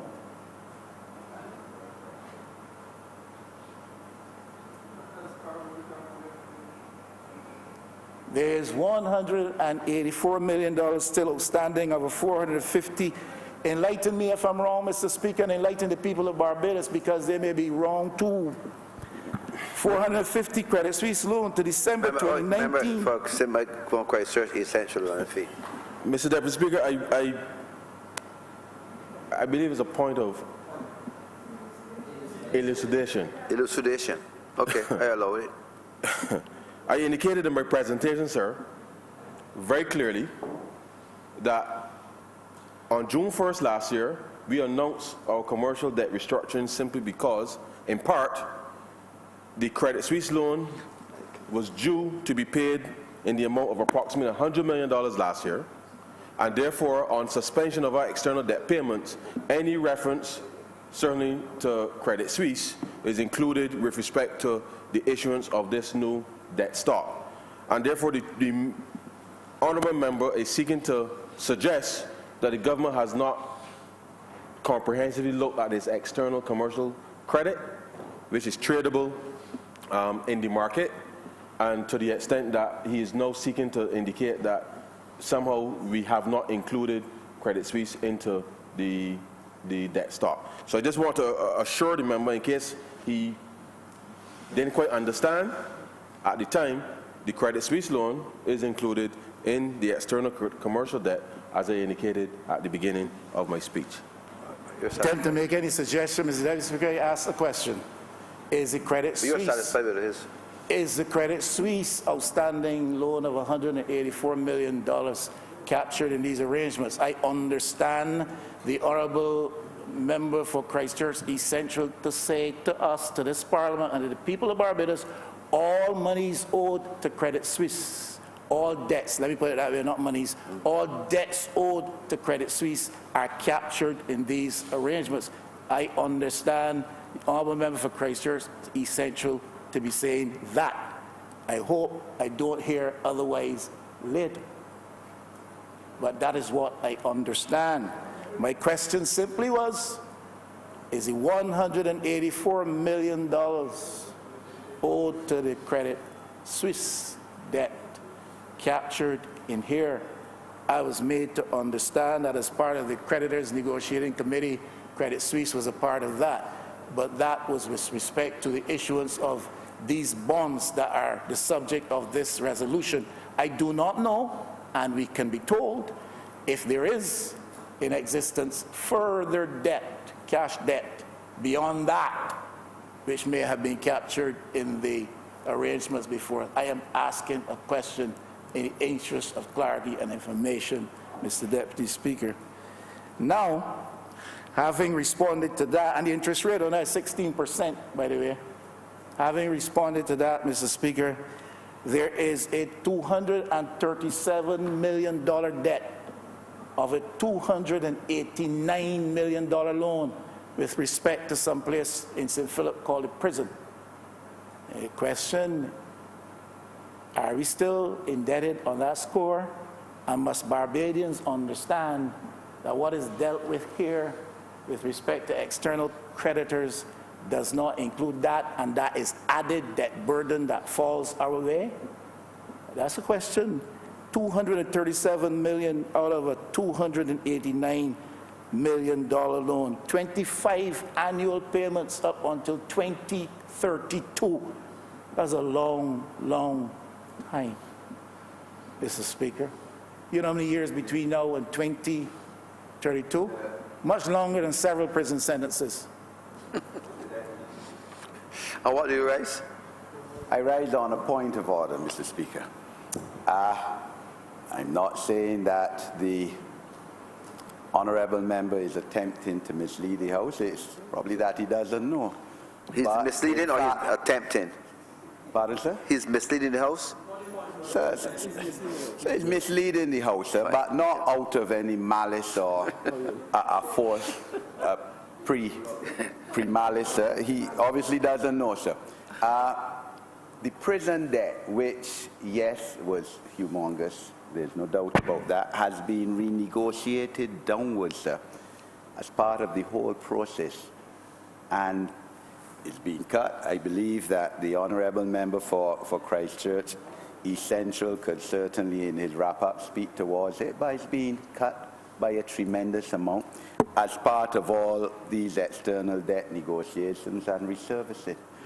And we commend, sir, those who have been party to it. I mean, a lot of talk I'm hearing about White-O and monies paid to them, minuscule in terms of what has been saved and how the government has all of these consultants and advisors. They've saved Barbados a tremendous amount of money, sir, including on this prison debt that has now been raised, that has been shaven off tremendously for the benefit of the taxpayers of this country, sir. Okay. Continue, member. The Honourable Member from St. James for that information, because I did not know that the prison debt had been renegotiated downward. I would have been much happier, though, if he would have been in a position to tell me by how much, especially so since it falls under his ministry, the prison as an institution. But but that is beside the point. The point is, I did not know that had been renegotiated, or it does not negate the thrust of the point I am making, that in addition to these debts specified and captured in this restructuring, there are still some outstanding amounts of debt to be paid by Barbadians, and debt in relation to the prison is one, however much it is now, and we will be happy to hear. That's all that I'm saying, Mr. Speaker, but that's a lot of money. So if we total, you're talking about $600 million approximately, Mr. Deputy Speaker, owed to these creditors. I see you raise an eyebrow. Now you're a member of this honourable chamber, and if that astounds you, can you imagine John Public out there who's not as near to what is going on in the corridors of government as you are? $600 million owed to these creditors, and you got $1.2 billion, Mr. Deputy Speaker, owed to CDB, IADB, that bank with which we became especially familiar, that fund with which we became especially familiar on the last administration, a CAF fund, and the Exim Bank of China. So $1.2 billion owed to them, $600 million owed to the institutions to which I made earlier reference. Mr. Speaker, you understand the point? The point here, Mr. Deputy Speaker, is that your grandchildren, your grands,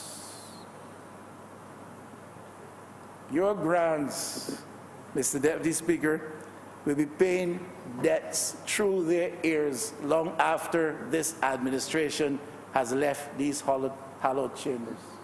Your grandchildren will be faced with these debts long after your grandchildren will be left with these debts long after. What do you raise? Of order, sir. It is very misleading for the honourable member, the honourable leader of the opposition, to continuously associate the debt that the Barbados Civil Party government is trying to reduce with the Barbados Civil Party, as if this government has somehow created the debt. What the Barbados Civil Party government has done, sir, is reduce the debt burden, and to associate that which the country is facing with the Barbados Civil Party, as if to suggest, sir, it is this government that will leave this debt on the shoulders of Barbadians, sir, is misleading. Indeed, what the honourable leader of the opposition should do is thank this administration for being as good in its governance and as responsible in its affairs for reducing the burden to the Barbadian people, sir. Okay. Member, continue. Mr. Deputy Speaker, I can understand my honourable friend feeling a little vulnerable when I make these comments. But the truth of the matter is, if by these arrangements you have reduced the debt burden on Barbados, Mr. Deputy Speaker, I am saying that you should be applauded. But I am saying that while you stand to take the plaudits for what you tout as your achievements, you must tell the fuller story and let Barbadians know that the debt with which they will be faced in the future is humongous, and your grandchildren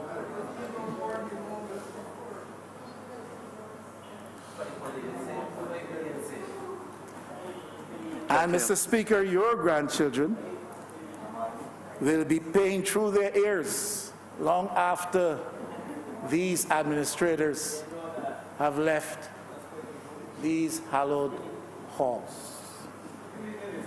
The honourable member, I've been here a while. I've been here a long. You who shout that you're leaving soon, I need to remind you that I have been here a while. This is my third term up here. Some of you have just come, and you very well need to be careful that you have to face the electorate shortly. There's no guarantee that you will be back.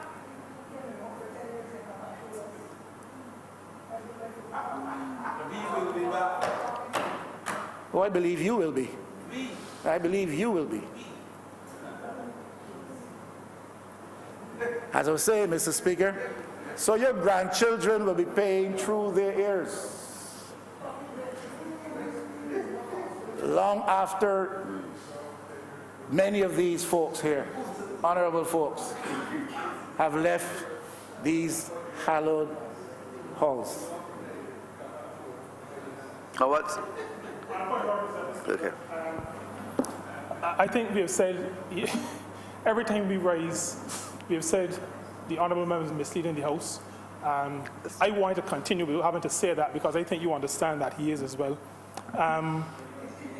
The point of order, the misleading of the House is the suggestion to the Chamber that a country's debt is something that gets to a point where it is extinguished. Just for his information, countries don't operate that way. I'm not sure where he lives, but countries operate based not on concepts of paying back through your ears. I'm not sure where that came from either. It works based on a debt to GDP ratio, how capable you are of managing debt. So to put it in an accounting term, national debt assumes that the country is a going concern. In other words, that the country will exist long after the Barbados Party candidate for St. Michael West State's office is in office, retires from office. Long after that, Barbados will still continue, and there will still be debt. It will not be extinguished, but we manage, countries operate based on how manageable the debt is, so debt to GDP. There's no point at which the debt is going to be extinguished, and I just think we needed to make that point so it doesn't continue to mislead the Chamber. Okay, point. Mr. Deputy Speaker, they can continue to stand to their feet and spew forth as they wish.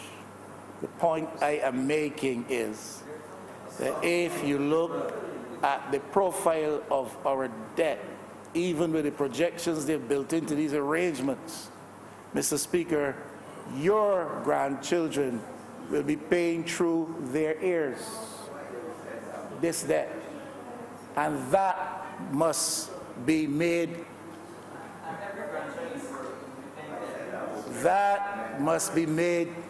perfectly clear to them. Please allow the member to speak. You know, the honourable member for St. Peter. This is time, and of course, he has unlimited time. Yeah.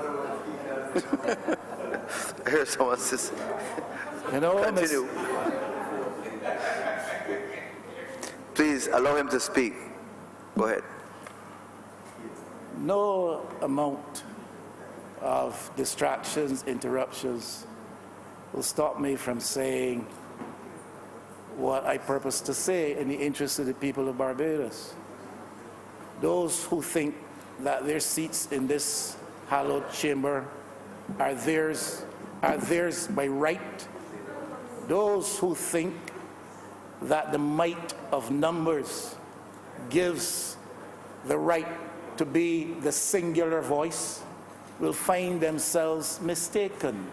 The fact of the matter is, Barbadians, your grandchildren, Mr. Deputy Speaker, if I'm allowed to say, will be paying through their ears.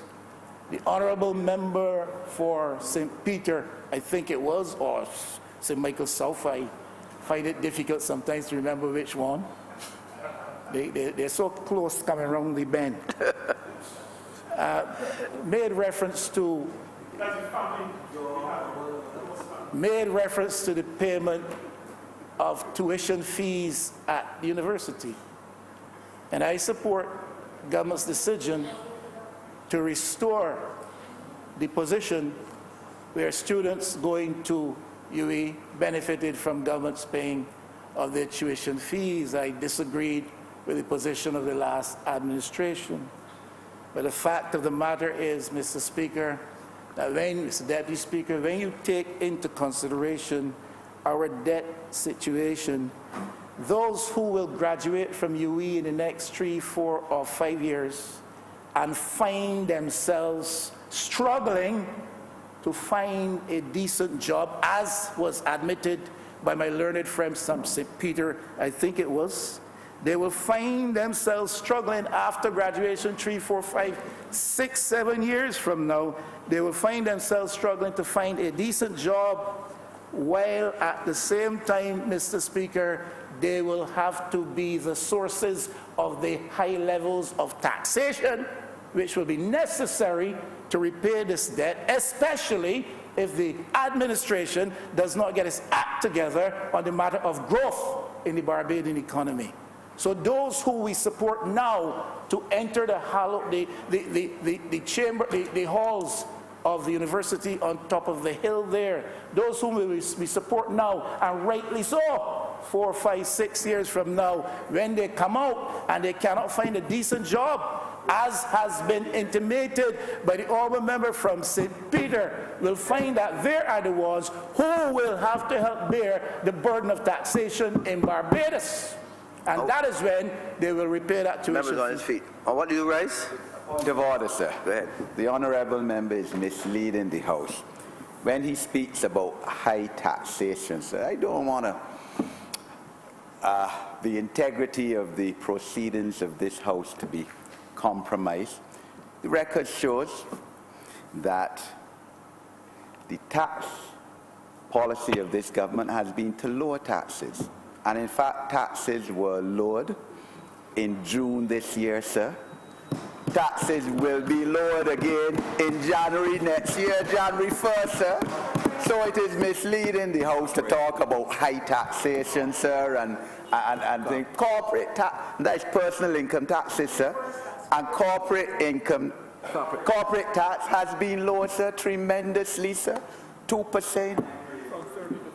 The reverse tax credit that was so worthlessly removed by the last government, and where it was they didn't pay it, sir, again restored to pre-2008 times and increased, sir, again $1,300.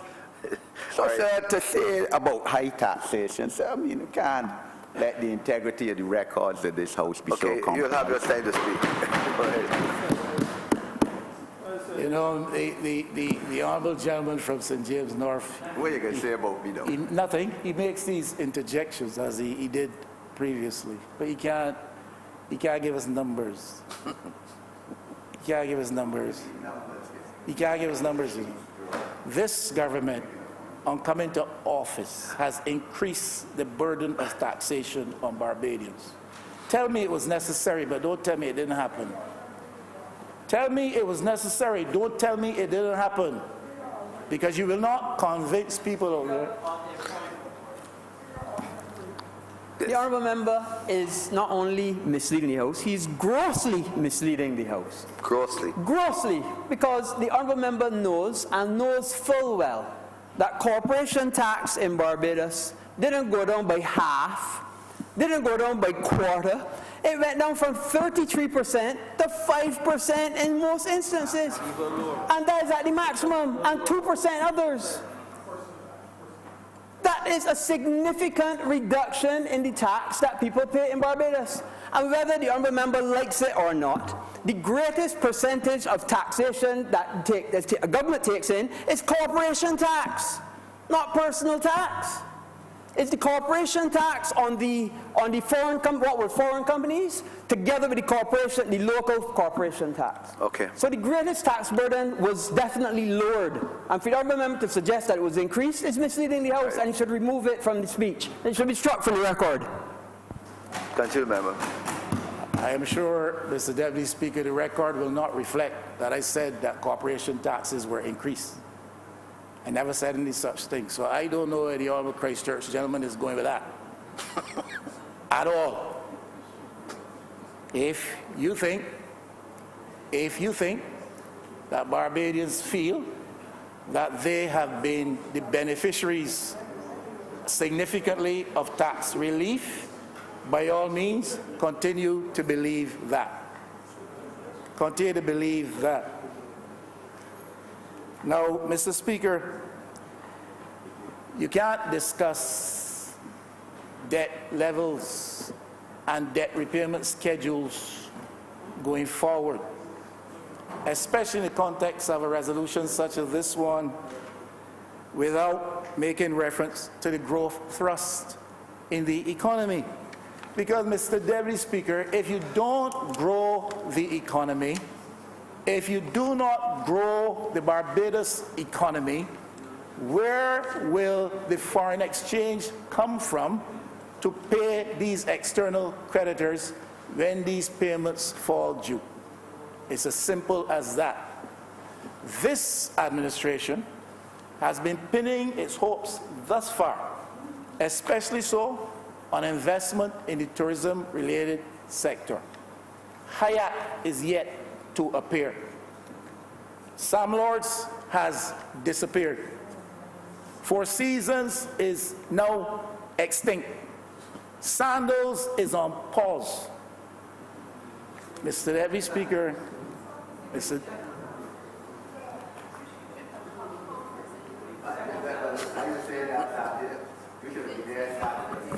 I am hearing now, Mr. Deputy Speaker, that I should have come to the conference held at Queen's Park last. I'm hearing that. Go ahead. My understanding is even before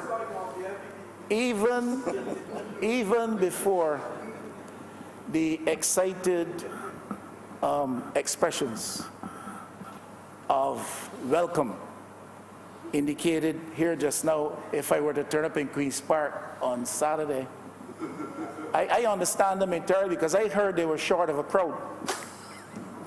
I heard they were short of a crowd. I heard they were short of a crowd.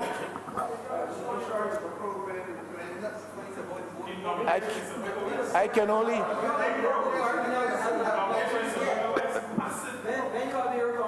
All right, please, allow the member to... All right, members. Please allow him to speak. I heard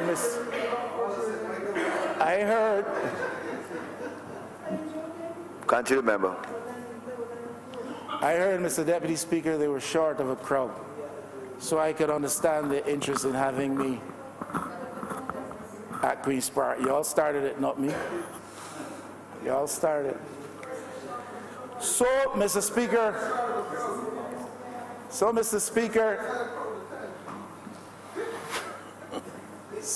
Deputy Speaker, if you are going to be in a position to repay this level of taxation, despite all of the banter and all of the stuff over there, when you open your eyes seriously and you're confronted with reality, you will know, Mr. Deputy Speaker, that you have to find the foreign dollars to pay this debt. And to do that, you have to grow the economy. Not for the first time in Barbados, we have heard toutings of potential investment, only not to see it materialize. And I can point with reference to those that are existent on the ground at some stage or phase. At some stage or phase, Mr. Speaker, at this time, Sandals is stalled. Sam Lord's Castle has been stopped. Hyatt has gone nowhere when compared to the utterances that we have heard. And we can go on. The point I am making, and I would be the first to jump if Barbados can attract the necessary foreign investment so we can earn, pay our way in the world, pay down these debts. But foreign investment today is speculative. Foreign investment today, Mr. Speaker, is has a very strong competitive dynamic around it. People are looking for places to go. Barbados does not necessarily present an attractive option as some other places. We have our advantages, but we have to face the reality. There's competition for investment. And if this administration does not, in the next couple of years, find the means to grow this economy and earn foreign exchange. You see these these debt arrangements here, Mr. Speaker? I'll use the words used down at the extreme end by the Honourable Member. These things here will choke us. They will choke your grandchildren. They will choke those same UE graduates that we are sponsoring up there at Cave Hill if we don't grow this economy. We will be paying, Mr. Speaker, 1.8 billion Barbados dollars between 2020 in interest and in principal. We said that already, and add that to all the rest that we earlier talked about. Mr. Speaker, with the manufacturing in this country, what's the story of manufacturing, Mr. Deputy Speaker?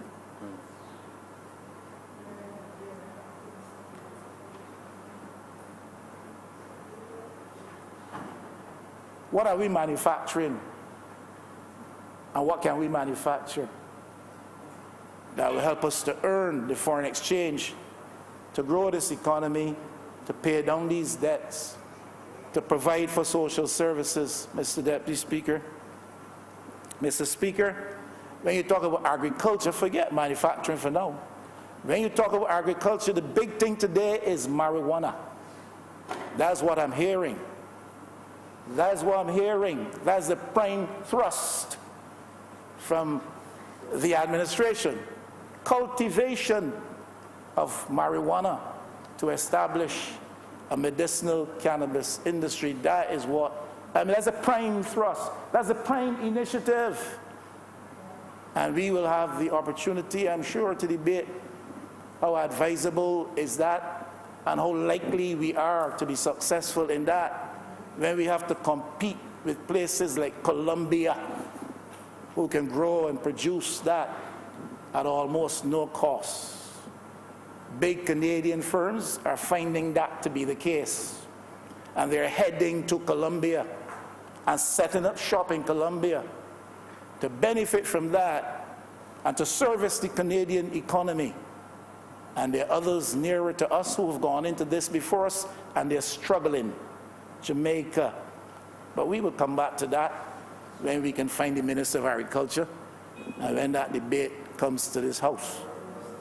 We will come back to that.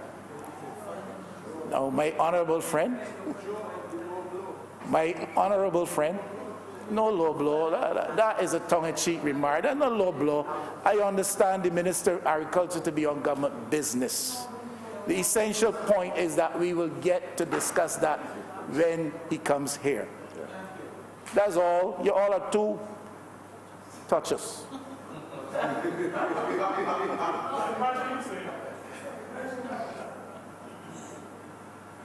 Now, beyond manufacturing and agriculture, there's a prize cow called tourism. My honorable, very quiet friend these days from St. James Central is perceived by some to be hard at work. and that we're seeing some things happening in tourism to the benefit of the Barbadian economy.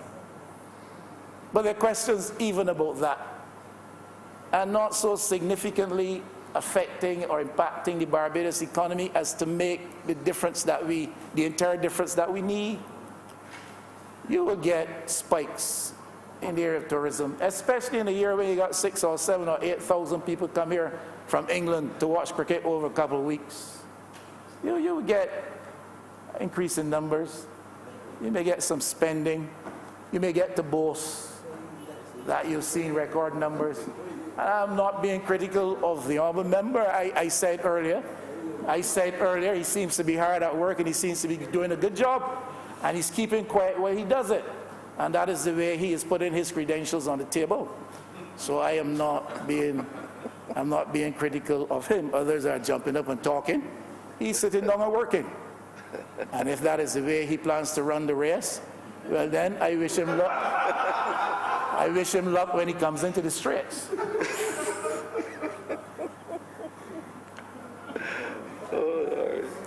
But you know, Mr. Deputy Speaker, when it comes to racing terminology, they talk about the dark horse.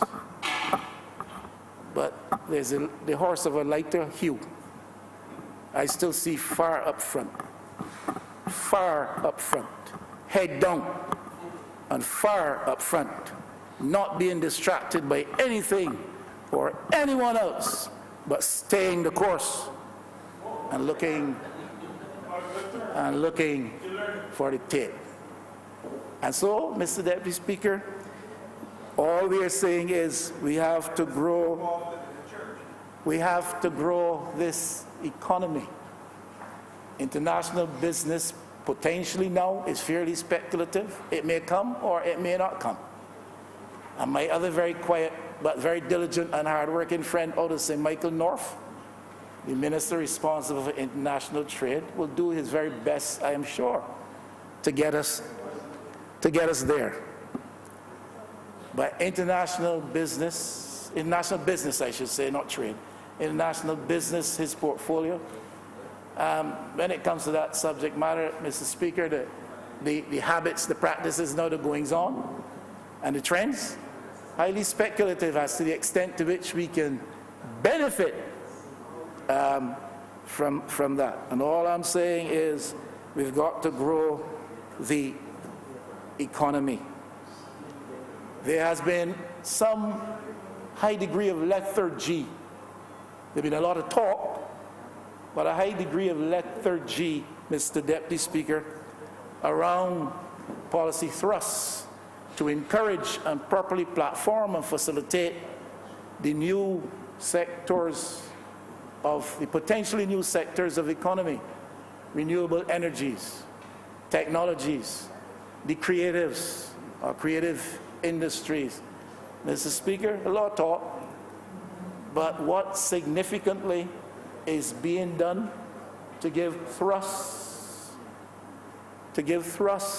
and impetus to these sectors so we get them going, because we can smile all the way around this room, talk and thump tables, but at the end of the day, you see this debt here?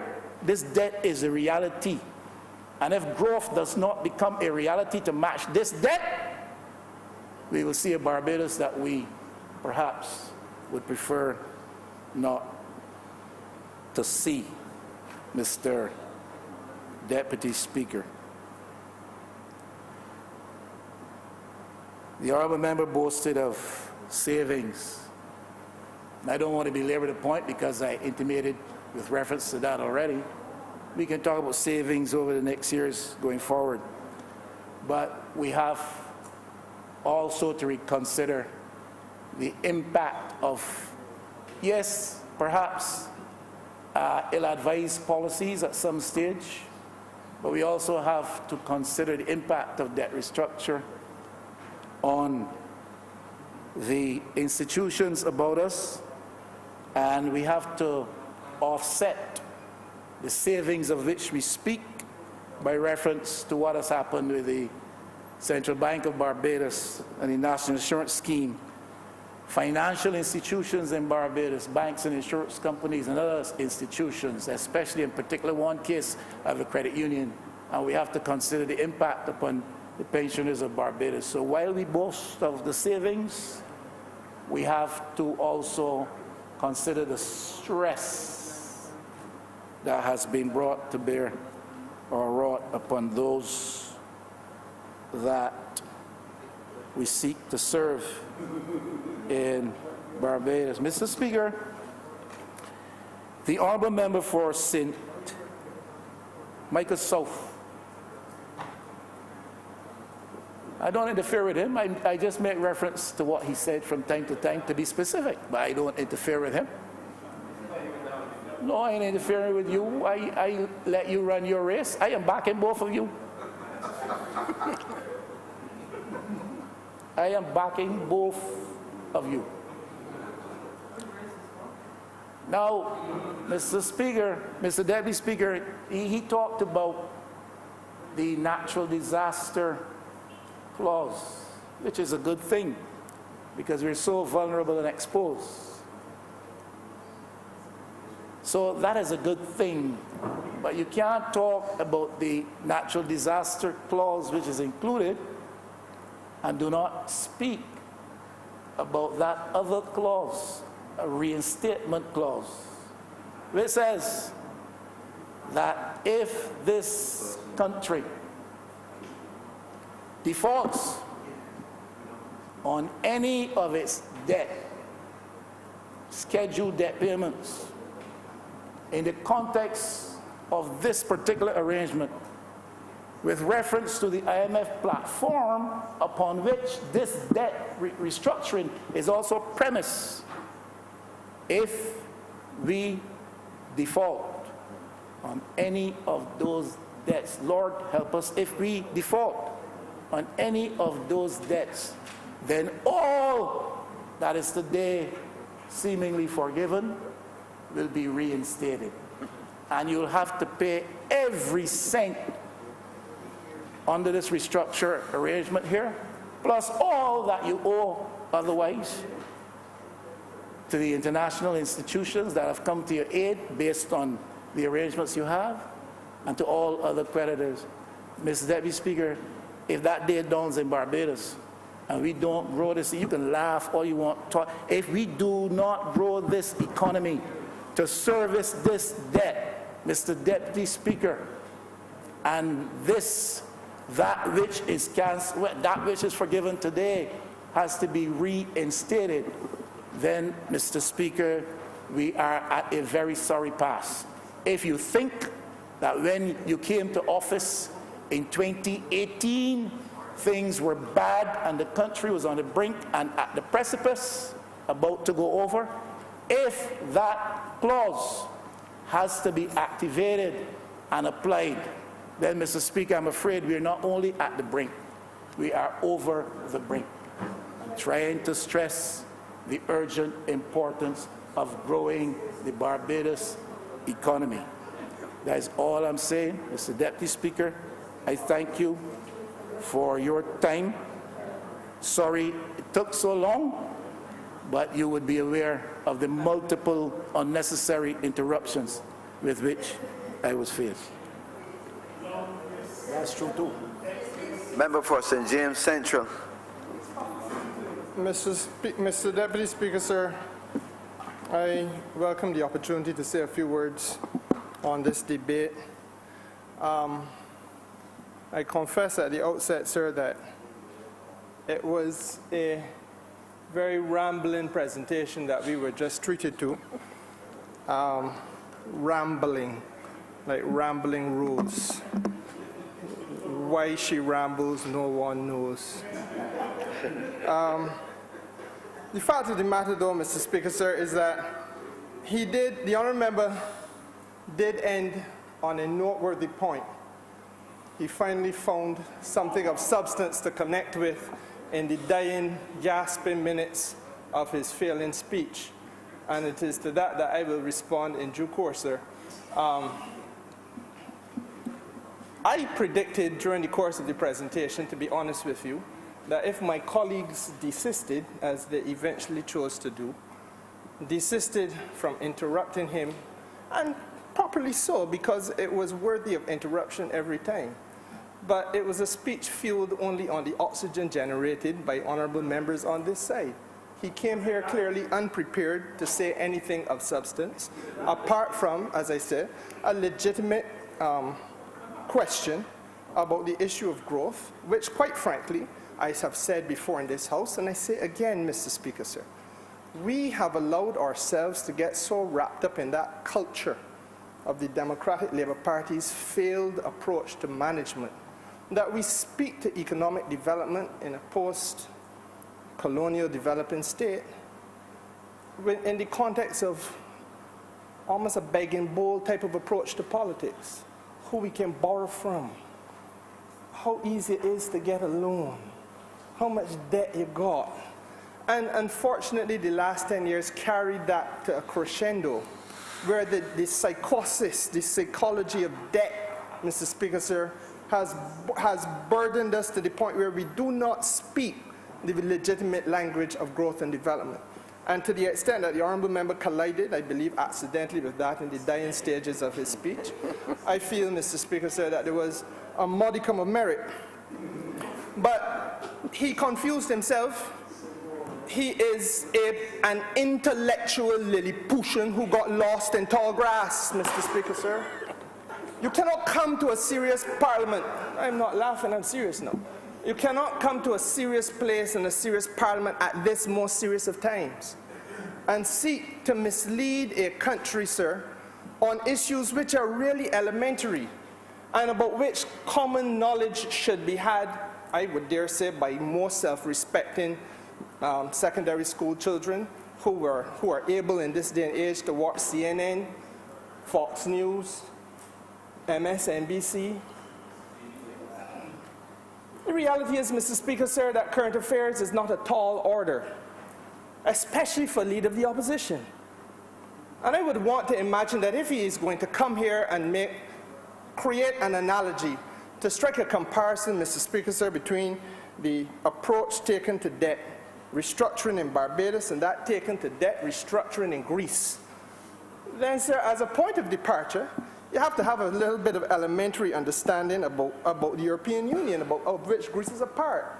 And you would have to understand, Mr. Speaker, sir, that the European Union is about a shared fiscal policy, and it is about a shared currency.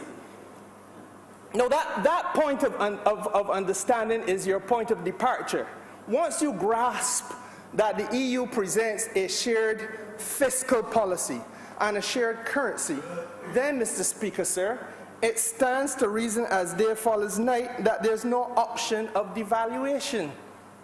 Because one member just can't devalue, Mr. Speaker, sir, to inflate its debt away. You're bound by that collective. He went further into the tall grass, Mr. Speaker, to the point of disappearance, I think, on the question of the suspension of external debt payments. And again, using a bad analogy, an unworkable analogy, Barbados is not part of any arrangement similar to that which Greece is in. And therefore, sir, the talk about suspending external debt payment, let's understand it for what it is. It means, sir, that you're defaulting on debt. But in the context of the EU, that has very severe implications for the Union itself. And Mr. Speaker, sir, it has implications because of the fact that in the EU, Greece had borrowed from the associated member states.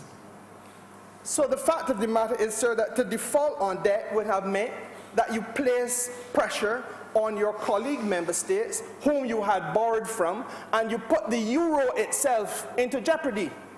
So it was really fiscal and intellectual nonsense that was put before this House. It is an unworkable and irrelevant and nonsensical analogy to draw. And the Honourable Member is better. He is made of better stuff than that. I have warned him before to stop taking notes from the man who sent him in here to talk about Mickey Mouse being part of our tourism program. That put him down the wrong road. And now he comes back with the same note maker. He being the same type of sterile note taker. He is not, sir, an honourable member who is incapable of rising to a level of being above share or mere amanuensis, a scribe. He's better than that, sir.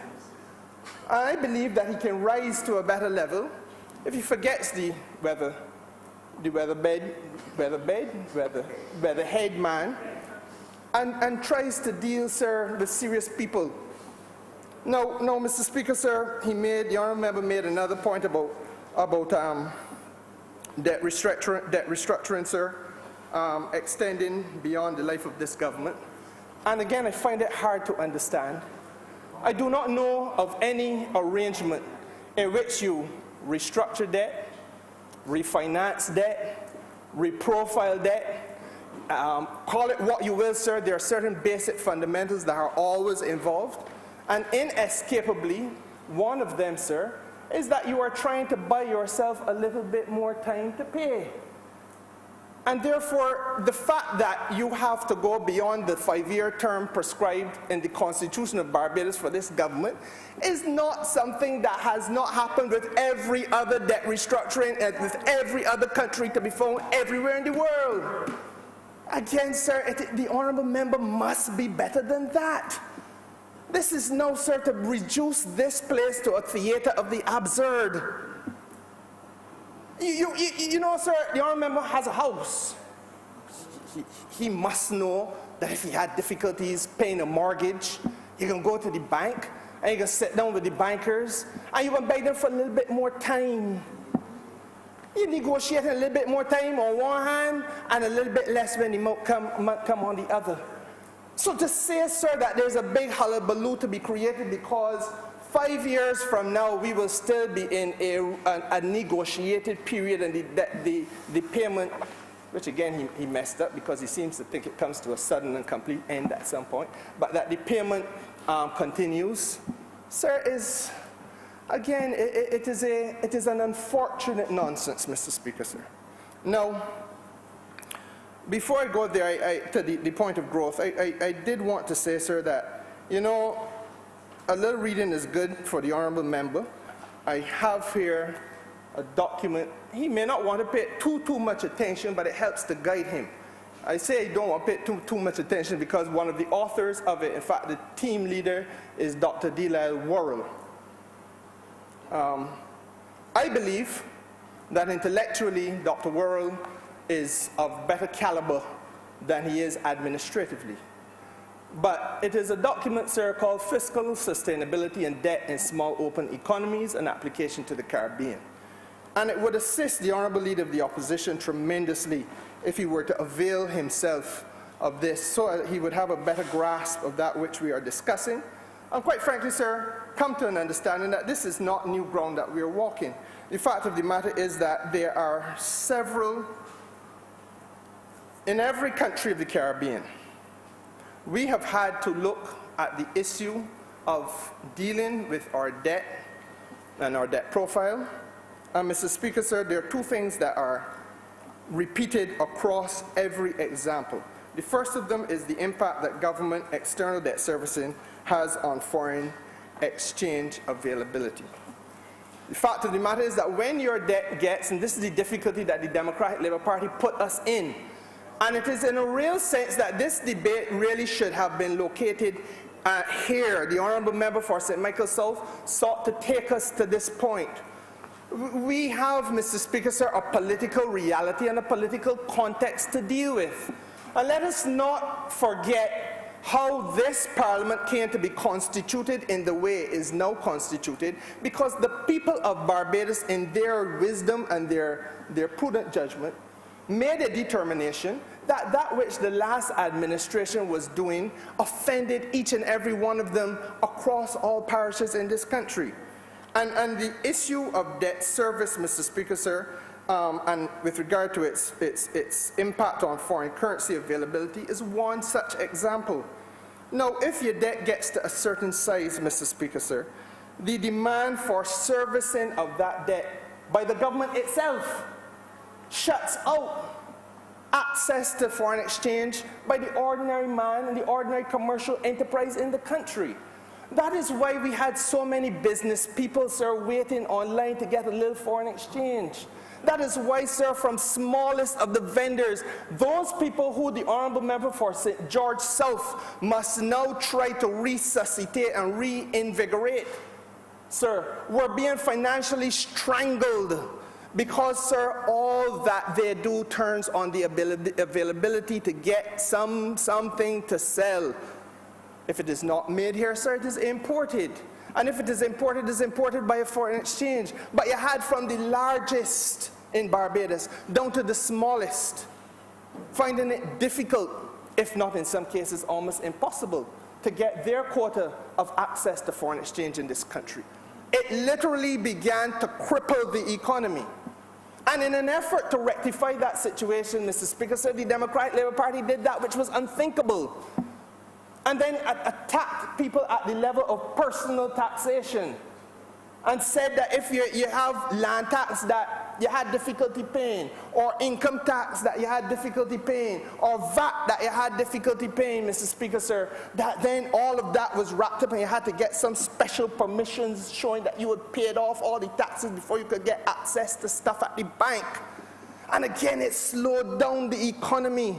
And all of that, sir, we have broken apart. We have ripped it asunder so that life could be come about in Barbados again. How dare the Honourable Leader of the Opposition glibly stand here and say that he don't see change being made? The transformation is there for all to see. The climate of interest in investment, sir, is not just foreign investors looking to come here. I ain't got to go much further than to that which the Honourable Leader of the Opposition has said. He wants to see the hotels appear as if overnight abracadabra, you can have a 480-room hotel there. But the reality is, Mr. Speaker, sir, the first step is that they got to express their interest. And that we have so many people now lining up to express interest. April of this year, we had an investors conference in Barbados for tourism purposes. April of this year, we had 50 potential investors express an interest in Barbados for tourism purposes. When last, over the course of the last decade, did we see anybody express interest in this country in terms of investment?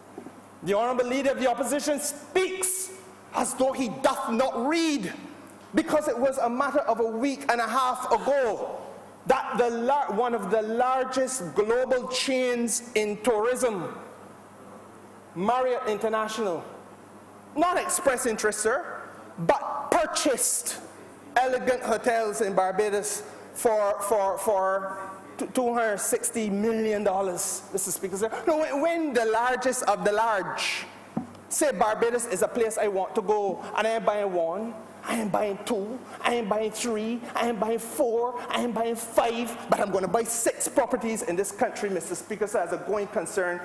How dare the Honourable Leader of the Opposition suggest that he is not seeing investment? But this is a study, sir, in folly. It is beneath the Honourable Member. I don't mind. I believe that there must be, it would have to be a hell of a blow.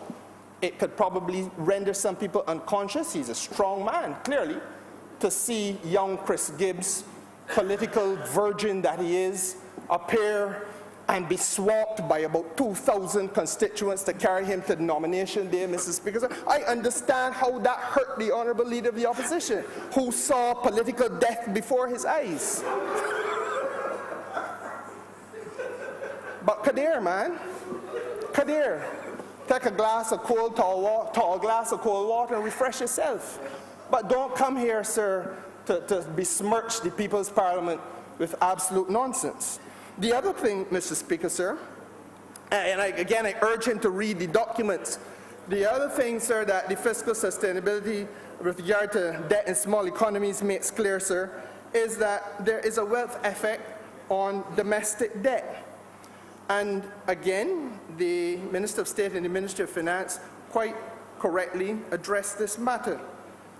An excess demand for foreign exchange is created when you print money. The last administration did that which was unconscionable in this country. They kept on printing money. And Mr. Speaker, sir, that allowed for there to be more disposable income in the hands of the average Barbadian, but it was an artificial level of wealth. You're printing money and you're bringing people into the statutory corporations. 4 maids to do that which 1 maid was doing. 4 telephonists to work 1 telephone, Mr. Speaker, sir. 6 messengers to drive 1 car, Mr. Speaker, sir. An artificial level of wealth, no productivity, sir, but people going home with a paycheck when the day came. And what then do? They do what everybody with a little money does. They buy goods and services. And when you're purchasing those goods, Mr. Speaker, sir, invariably you're contributing to the outflow of foreign exchange in the country. But what you have not done is to generate a revenue flow. You have not generated wealth. There is an artificiality to the whole thing because government was just printing money, sir. But there was a beneficiary, Mr. Speaker. And this is what hurts me about the Honourable Leader of the Opposition, because he must know that the institutional investors, the insurance companies, the same banks, these are the big people, sir, that when short-term bonds were being issued, they went and buy them up, roll them over and come off with a profit. It worked for the big boys at the top. But the government at some time had to rein it in. And this should never have been reduced to a puerile, prepubescent debate. Some adolescent nonsense about whether his signature was on a blank page or on any other page, Mr. Speaker, sir. Common sense, even if nothing else. Common sense. A modicum of common sense should have told the honourable member that the financial and economic circumstances in which Barbados found itself were such that as we went into an election, that matter had to be corrected, and that we as a political party were standing shoulder to shoulder in a common cause with the country in an effort to correct it. Well, I care what signature was made or not made. That is the philosophical commitment that we made, or thought that we had made. And then, Mr. Speaker, sir, the reality is that having made profits on short-term debt, it is only logical that these people who benefited and did not stand up to the regime of the day, did not come out when the leader of the opposition, as she then was, says, all Barbadians come out and march in solidarity. They preferred to remain in their cozy corner and hide up and keep making the profits, to give life to an administration that should and could have been crippled since 2013, keeping it in office till 2018 May, Mr. Speaker, sir. During that time, continuing to pocket profits while the country suffered, while the average person in my constituency, whether it be in Fitz Village, sir, or in Redmond Village, sir, or in Hoyts Village, sir, or in Seaview, St. James, or even in the Heights and Terraces of Prior Park and Sandy Lane and so on, Mr. Speaker, sir. All of them got bank accounts in Barbados, and all the bank accounts in Barbados were seeing you get 0.25% in interest. When we all know that for all of our life and all of our existence, we were seeing interest rates that were 3% and so on and so forth. Sometimes higher when I was a little boy. So then, Mr. Speaker, sir, we knew, everybody in Barbados knew, except apparently the leader of the opposition, who had to have some special permission to put his signature on a piece of paper in order to demonstrate that he had intellectual understanding of what the process was about. It may be better that he is not with us anymore, because if he didn't understand, then he couldn't be part of the team. So it may be better that he's gone, Mr. Speaker. It may be for the better. But the reality is that, lack of comprehension apart, there is a responsibility that you have to the country. You may have come in here by accident. It may be that you didn't understand what you were campaigning about. It may be that you didn't understand what you committed yourself to with your colleagues. When we stood and held one another hand in prayer, I remember he held mine. I do remember his hand was trembling. I do remember his hand was trembling. So it may be that, he led the prayer, and I was holding his hand, and his hand was trembling vigorously. I thought he was feeling unwell. It may be that he was rejecting, his body was rejecting that which he was saying. But the fact of the matter is, Mr. Speaker, sir, the fact of the matter is that the honourable leader of the opposition must understand that there's a basic principle of social justice in this matter, because you couldn't profiteer in the good times and then expect also to profiteer in the bad times. And therefore, sir, this issue of a haircut, in my view, is a very basic thing. It is a question of fairness. You got all your profits, you pocketed them, you refused to take a stand to stop the process. So it is only fair now that you can have to feel a little pain, as does everybody else in Barbados. Now, Mr. Speaker, sir, I want to say that it is my judgment that we must not in this debate get so caught up in a man with a party with a membership of 1 or 2. And let us not lose sight of where the real difficulty exists. The Democratic Labour Party, Mr. Speaker, sir, raised its head through she who now leads it. I've heard her in recent times described as a water lily. Somebody described her as a night watchman, sir. But she's the leader of the institution.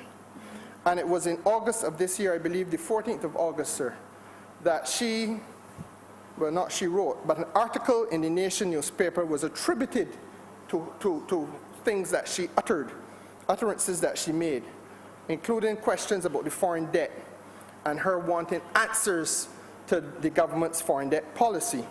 And as I understand the article, sir, the Democratic Labour Party was concerned at that time about what they call glowing commentary made by the governor of the central bank about the level of foreign exchange reserves without putting the matter within the political context of the foreign debt obligations.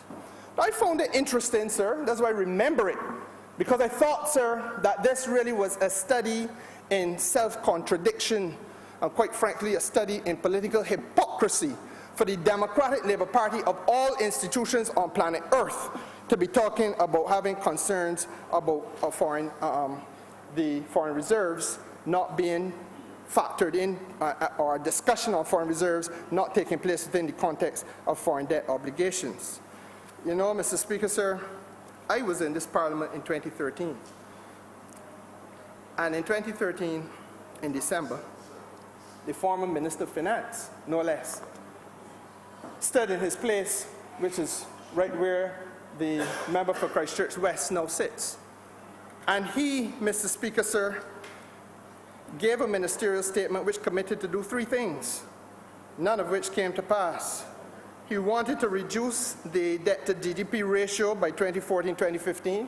In fact, sir, the debt to GDP ratio may have risen to over 150%.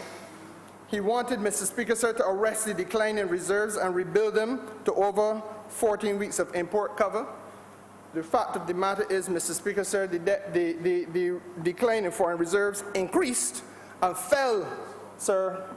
The import cover fell to about 10 weeks at one point, which is well below the accepted benchmark. And then, Mr. Speaker, sir, he wanted to return the economy to growth at a rate of 1.5 or 2% by 2015, which all of that would turn out to be hot air because none of that ain't happened. Reserves, sir, fell to their lowest level in 14 years by 2017, and we were at 10.3 weeks of import cover. Well, Mr. Speaker, sir, in all of that there, the Democratic Labour Party was at the centerpiece of this matter. Let us not forget, sir, that they had 2 plans. There was the Sinclair-Worrell plan, and then Worrell fell out with Sinclair, or Sinclair fell out with Worrell, and you had the Sinclair plan by himself.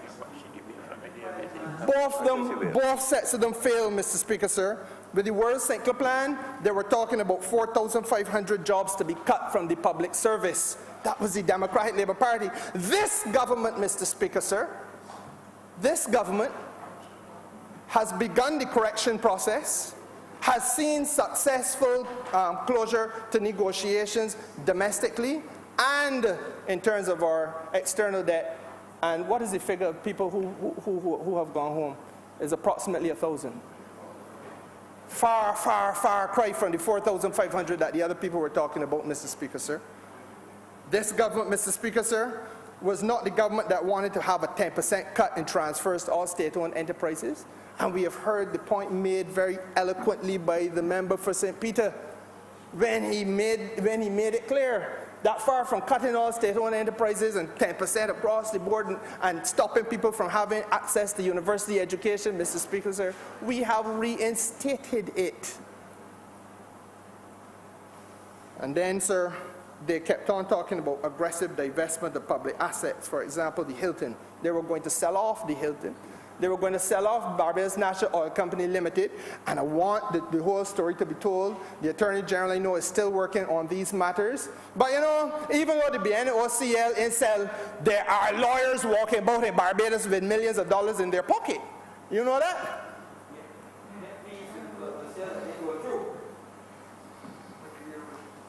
And the fact of the matter is, Mr. Speaker, sir, that these are the things, and then, well, I mean, I can't even forget this, the other one, the freezing all public works unless they were funded by external entities. Freezing all public works. And that philosophy is what led to the South Coast sewage situation being what it was. Because you freeze that, let the sewage stay in the street. And then the leader of the opposition will have the temerity a year later, to come in here and lecture us gratuitously on growth.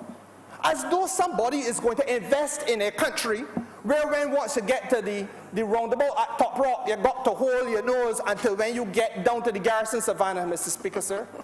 As though the leader of the opposition does not and did not know that you could not pass by Hastings in front of KFC.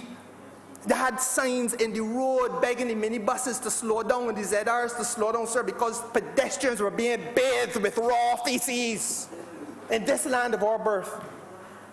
And he believes, sir, that this is just a matter of coming here to play politics.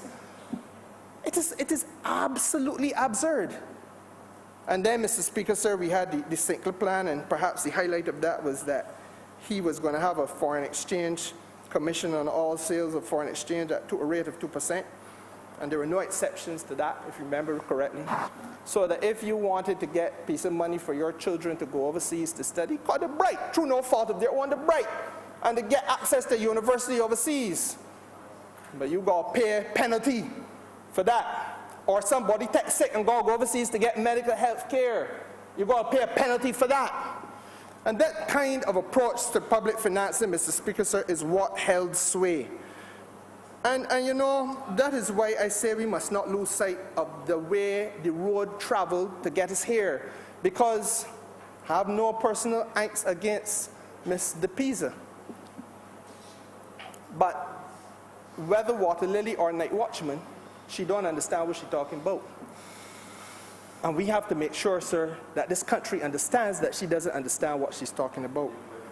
Because the Democratic Labour Party, sir, in the same contribution, she raised issues just like the Honourable Member, Leader of the Opposition did. In fact, I find that they're running a parallel course, though they share one another's script.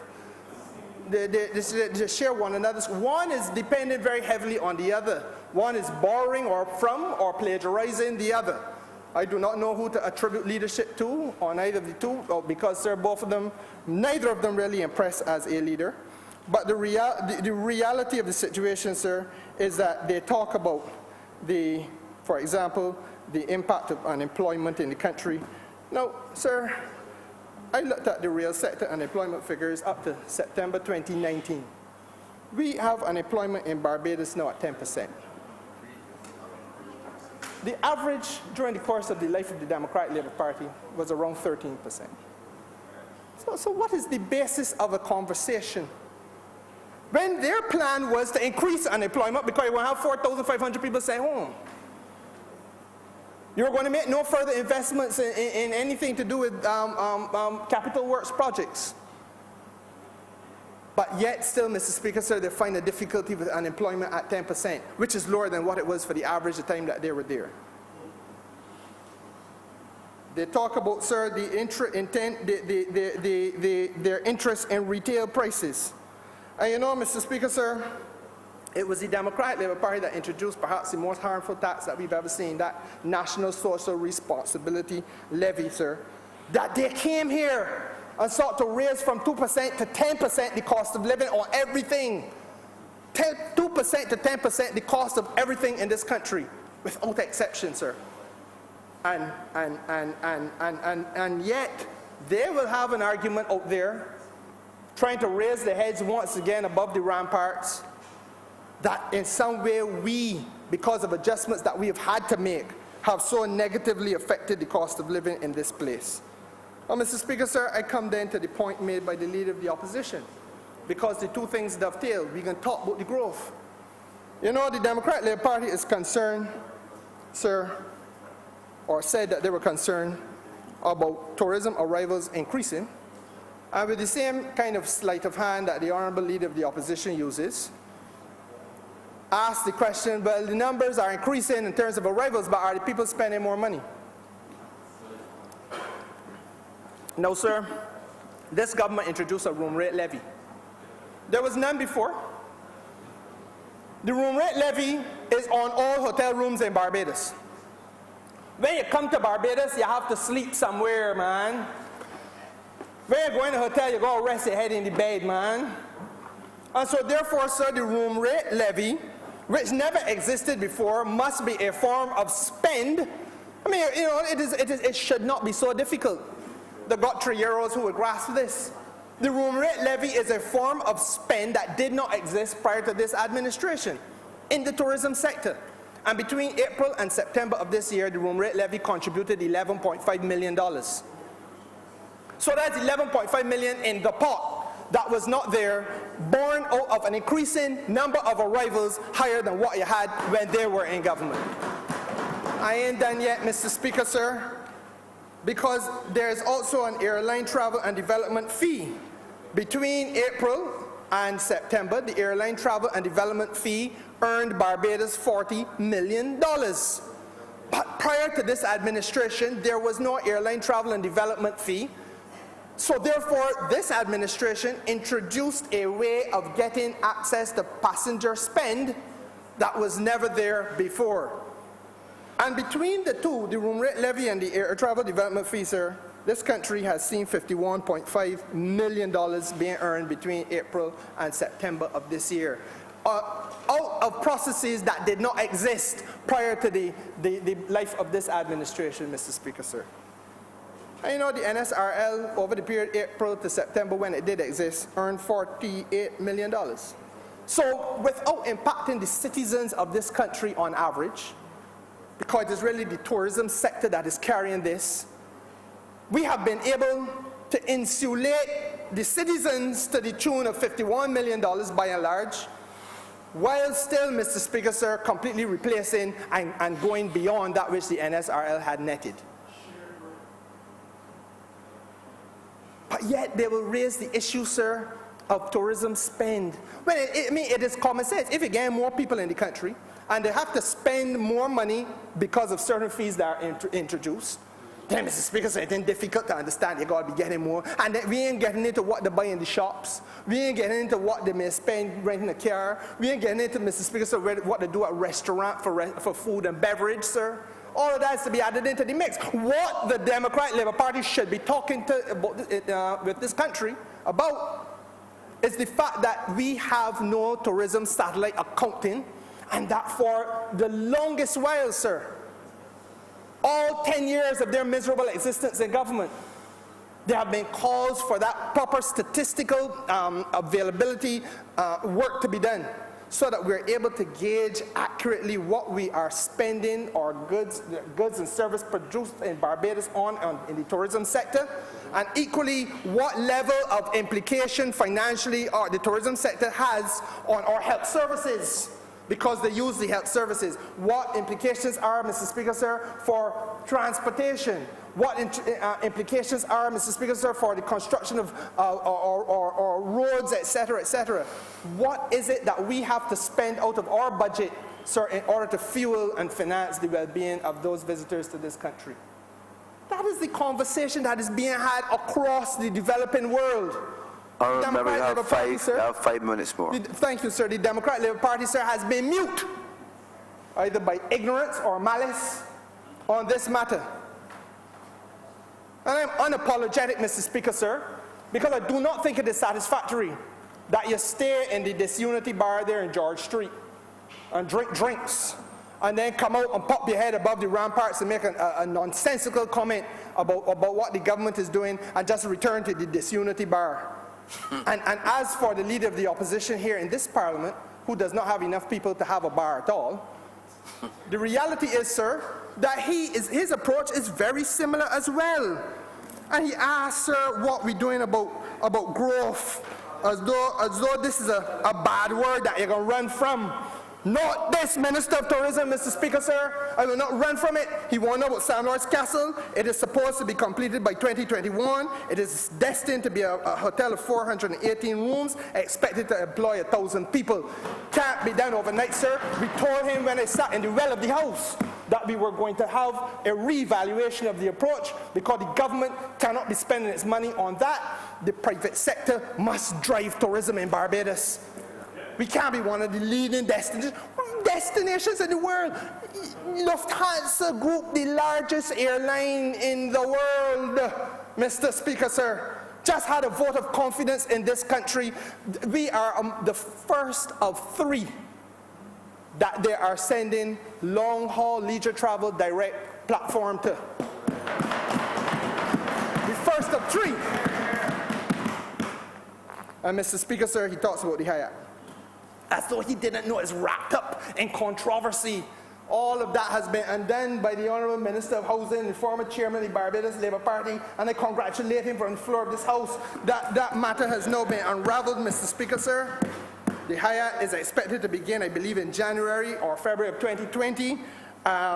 It is expected to be a 24-month construction period. Additional land, sir, as I said, the Honourable Minister of Housing has gone through the process of acquiring the land. The notice to leave, to quit, was put out there in the paper. The lady held a closing down sale or something like that.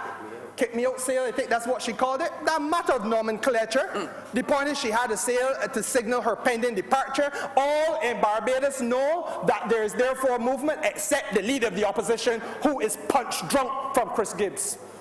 Punch drunk. Can't think straight, wobbly on his feet, propping out even here as he speaks. And then, Mr. Speaker, sir, the Pierhead at Waterfront, 200 rooms, application in at Town and Country Planning.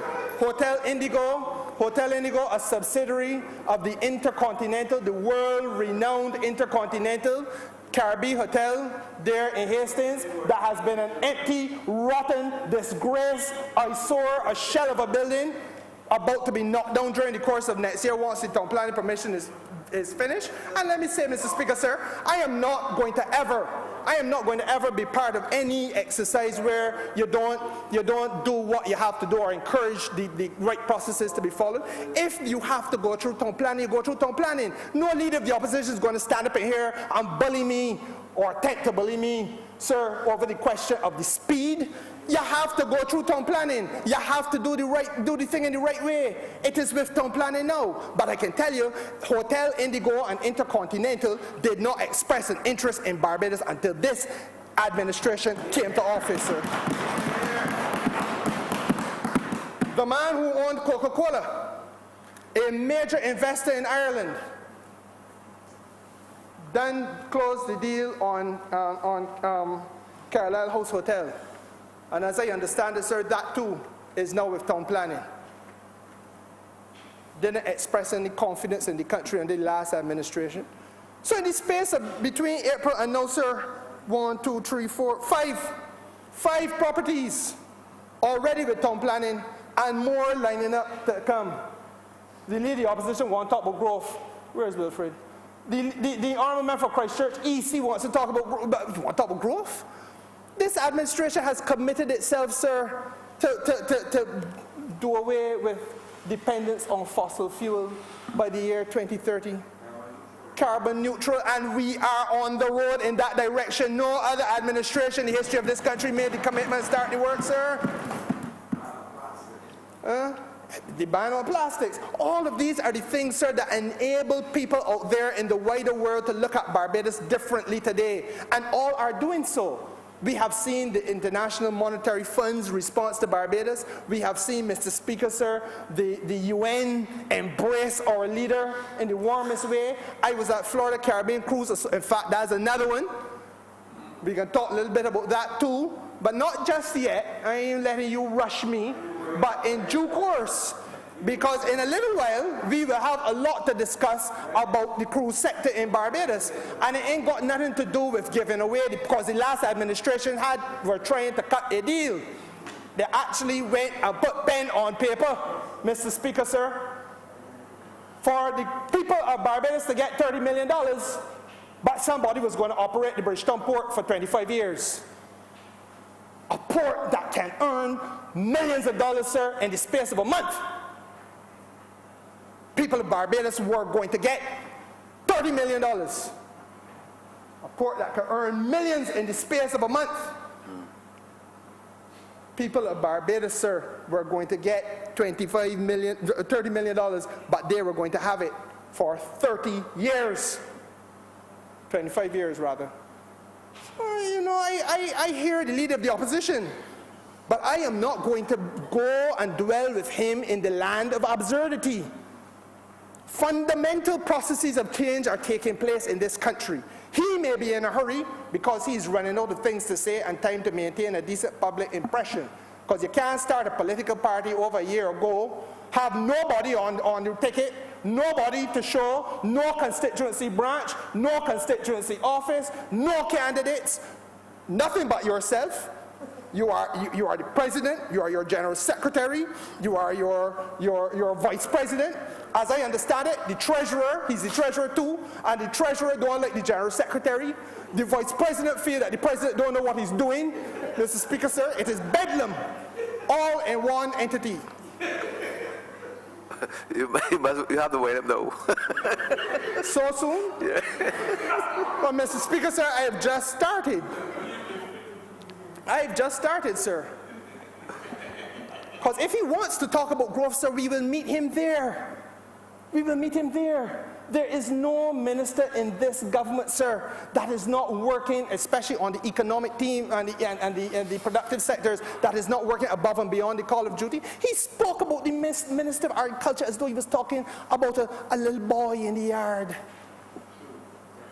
The work that is being done in order for us in the context of medicinal marijuana, sir, is not just to run behind Colombia and grow marijuana. It is the value added to the side, and we can have that debate in this parliament. I hope you come prepared, sir. I hope the honourable member comes prepared to have the debate, because it is about the value added that Barbados can bring to it, the intellectual work that can be done in this country. I already have people who've come and spoken to me. Minister of Tourism, we would like to have a facility in Barbados so that people can come here and have spa treatment and that type of thing, rehabilitative care, palliative care, sir, but we want to base it on marijuana oils, etc. That's what it's about. You want to talk about growth? Go down Boarded Hall, drive down Boarded Hall and see the land scarred because Sagicor is about to build a senior citizens home, sir, a specialty facility for oncology, Mr. Speaker, sir, a specialty facility for cardiac care. And the honourable leader of the opposition, the only body in Barbados who does not know, he should be ashamed to come in here and let loose the foolishness that fell from his lips. You cannot say member is talking foolishness. You can't say he's talking foolishness, sir? Yes, you can. I will not say it here, but when I go in the car park, I will say it loud and unapologetically. So, Mr. Speaker, sir, if you want me to wrap up, if you're trying to intervene in the interest of, in the name of time, to shield him from blows he deserves, then I will comply. I'm not shielding him. I will comply. Let the clock shield the honourable member, but the clock will not always be there to protect him. I am obliged to you, Mr. Speaker. Wrapping up. Member for Christchurch East Central. Mr. Deputy Speaker,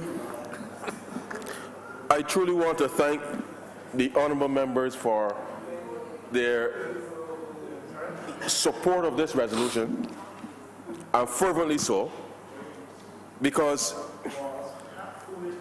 what we came here to do today, sir, was to indicate to the country that certainly this government, in presenting clear alternatives to the people of Barbados leading up to the election last year, that we were committed to executing the mission, irrespective of whether or not some of us choose to depart from that mission, sir. The member for St. Michael West, whom I have to admit, sir, I voted for him. And it pains me. I was certainly not again. But, sir, seriously, it really pains me. You want my vote? Chris will get it. Chris will get it. But seriously, sir, we committed ourselves to this process of restoring pride and credibility to this country. And the resolution of the external debt at this stage, sir, will put some measure of confidence back into the economy. But the member for St. Michael West raised some issues, and he tried to characterize what we are attempting to do here with the external debt, and he started to mix up all kinds of things, sir, that really had no relevance in the sense as to the restructuring. Sir, you know, and everybody knows, that when you borrow from multilateral agencies like the World Bank, CAF, CDB, IDB, sir, that borrowings from those institutions are concessionary rates. This means, sir, they're cheaper rates than any form of commercial debt that you can seek to raise in the market. Two, typically, sir, countries, because of the standing of those institutions, those debts incurred, which also help to develop or to finance the development, certainly, of initiatives in Barbados and across the world, that the debt issued or the debt incurred from those institutions are not the subject, sir, are not the subject of debt restructuring. And so there was some attempt, sir, to try to make it seem as if somehow or the other that we were not complete in the process within which we were undertaking here. Now, permit me, sir, to just give some clarity for the benefit of the honourable member, because when I focused earlier, sir, on those four large, as I did indicate at that time, that there were four large securities that formed the majority of what we were doing here in terms of rolling up this debt. And the member raised some questions, and I will want to put on record, sir, the response with respect to what he asked. Because, sir, yes, those four, and let me repeat the four, sir, that represent the largest part of what we are putting out here. And I spoke specifically earlier, sir, of the US 150 million, which was 7.25 due in November 2021.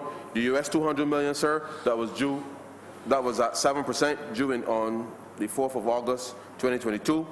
The US 190 million, sir, 6.625% due in December 2035, and the US 225 million Credit Suisse facility due 2019. But there are a number of other smaller denominated debt. But the reason I highlighted those four, sir, specifically, is because those four, not just that they were the largest part of the external commercial debt stock, but those four specifically, sir, were based on New York law, not Barbados law. And because we engage in the discussions with respect to the external creditors, all of the other US-denominated debt that are part of the smaller ones, for example, the government of Barbados Coastal Trust, 40 million, government of Barbados, US 30.25, floating rate bond due 2019. There's one for BADC, one for BAMC, sorry, two for BAMC and one for the Transport Board, which are issued in Barbados law, will be treated as part of the exchange. So if the member wants me to go through every bit of detail with respect to that, because the reality is, sir, that would, all of that, sir, added to the four on the external debt will be treated as part of the transaction, simply because, one, we have taken over the entire debt stock for all of the state-owned enterprises, whether whether domestic or foreign or US dollar denominated debt. For those loans that are financing, sir, development, which come from CDB and what have you, sir, those loans to state-owned enterprises do not form part of the debt restructuring. So the financing that the Barbados Water Authority is getting to laymains in Barbados, sir, is not part of the domestic debt restructuring because it is not commercial debt. So when the leader of the opposition spoke and asked questions about monies from the World Bank and this, the next, the third, sir, that is not part of the the external debt restructuring. And I hope that the honourable member understands that we are focusing here on commercial credit. We are focusing here on the restructuring of external commercial credit, sir. And we are going to treat it in this way with respect to being able to resolve. And what is the primary reason, sir? Is that this commercial debt, because of the downgrades, sir, because of the downgrades under the last administration, became too expensive to service. In reality, and what the honourable member for Christchurch East would indicate at some point in the future with respect to what's happened with the Water Authority and other entities you could imagine in the country, is that because Barbados' creditworthiness, sir, deteriorated significantly, we really could not borrow any money from these institutions because they had no faith in the creditworthiness of the country. We ended up in the last administration, sir, becoming a member of CAF. One, because the last administration had significant issues in executing, sir, much of the loans that were provided from IDB to help spur growth in this economy. As a matter of fact, sir, we were ashamed to learn that there were monies that were borrowed to, which he's well aware of, because there were monies that were borrowed, sir, under IDB initiative to redevelop, sir, and to modernize the area in Garden Land in St. Michael, that because of the incompetence, sir, of the Democratic Labour Party, those monies had to be returned, even though, sir, we were servicing based on the commitment fees. But because of the lack of execution, sir, on behalf of because of the incompetence, sir, our record certainly with the IDB in terms of execution, sir, was poor. The citizens of this country did not benefit, sir, from any of the support that was available. And all we have sought to do, sir, is to accelerate and to push and to work through to ensure that when we borrow money in the name of the people of Barbados, that we can actually execute, sir, the programs that will uplift the lives of Barbadians. And so, sir, this was a comprehensive debt restructuring. The resolution before the chamber speaks to the external commercial debt.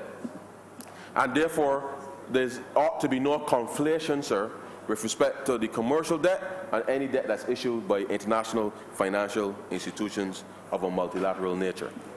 Now, sir, the member asks about the prison and the debt related to the prison. And let me report to this chamber that because the prison was held by, the debt for the prison was held essentially, sir, by one entity for the most part. We successfully renegotiated the terms of the prison loan, which was US $124 million, sir. And let me indicate, sir, that the negotiations of that prison facility, which carried an interest rate, sir, of 9.5%.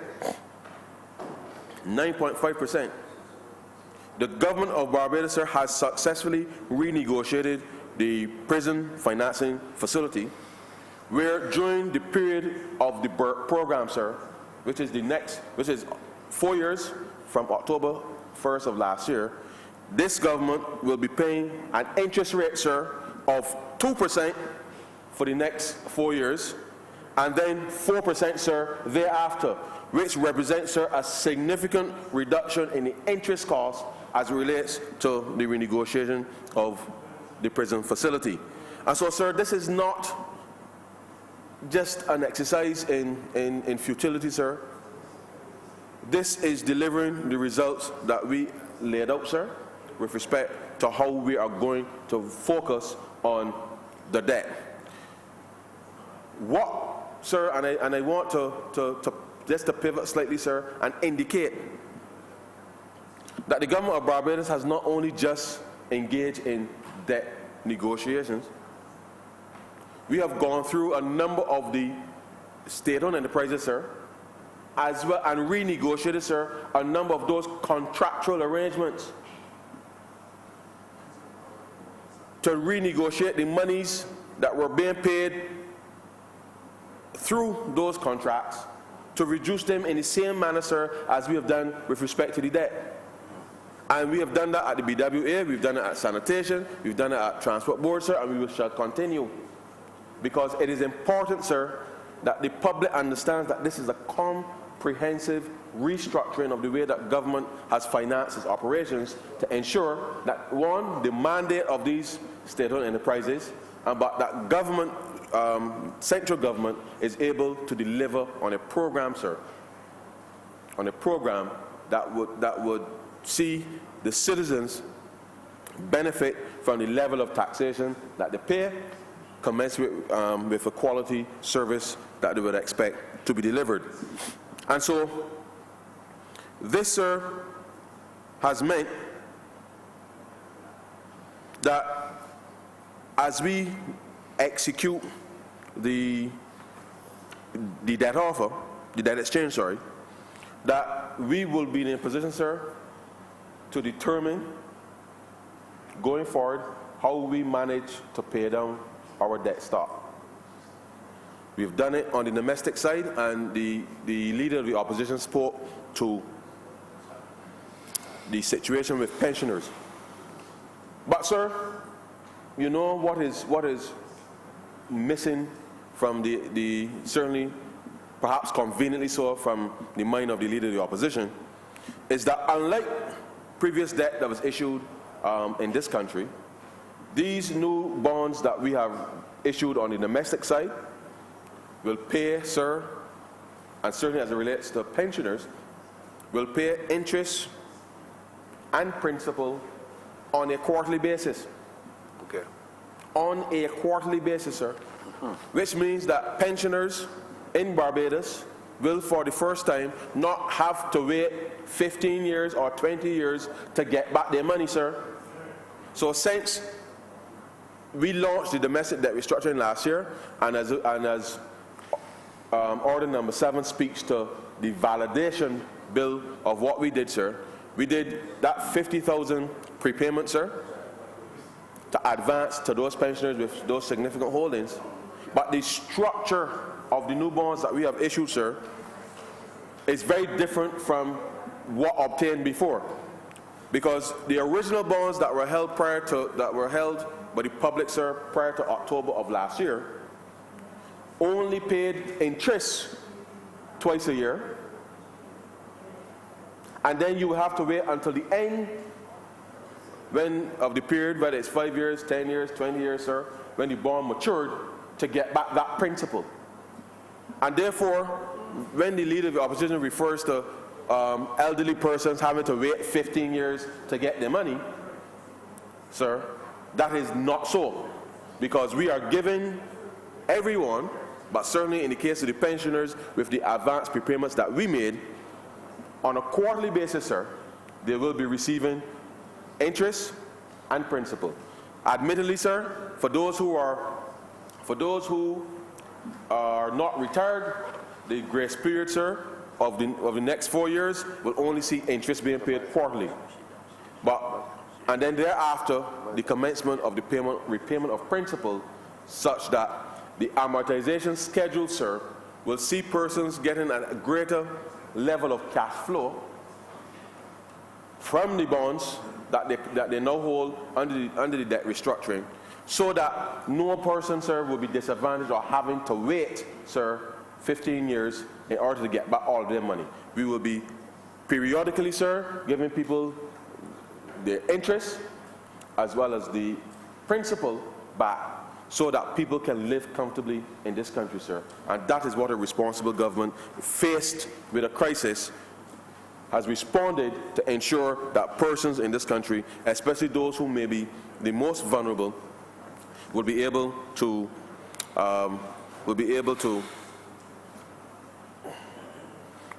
live, sir. Now, sir, so let me indicate just further clarity on the prison bond.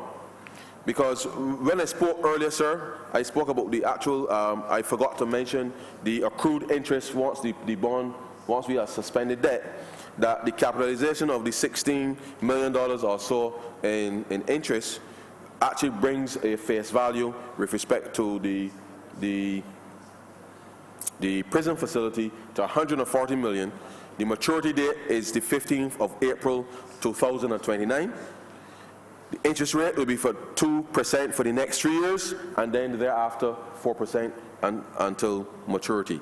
And the debt service will be level monthly payments, and therefore it also includes the adverse weather clause. And so therefore we have comprehensively, sir, sought to ensure that we can systematically, month after month, sir, quarter after quarter, pay down our debt.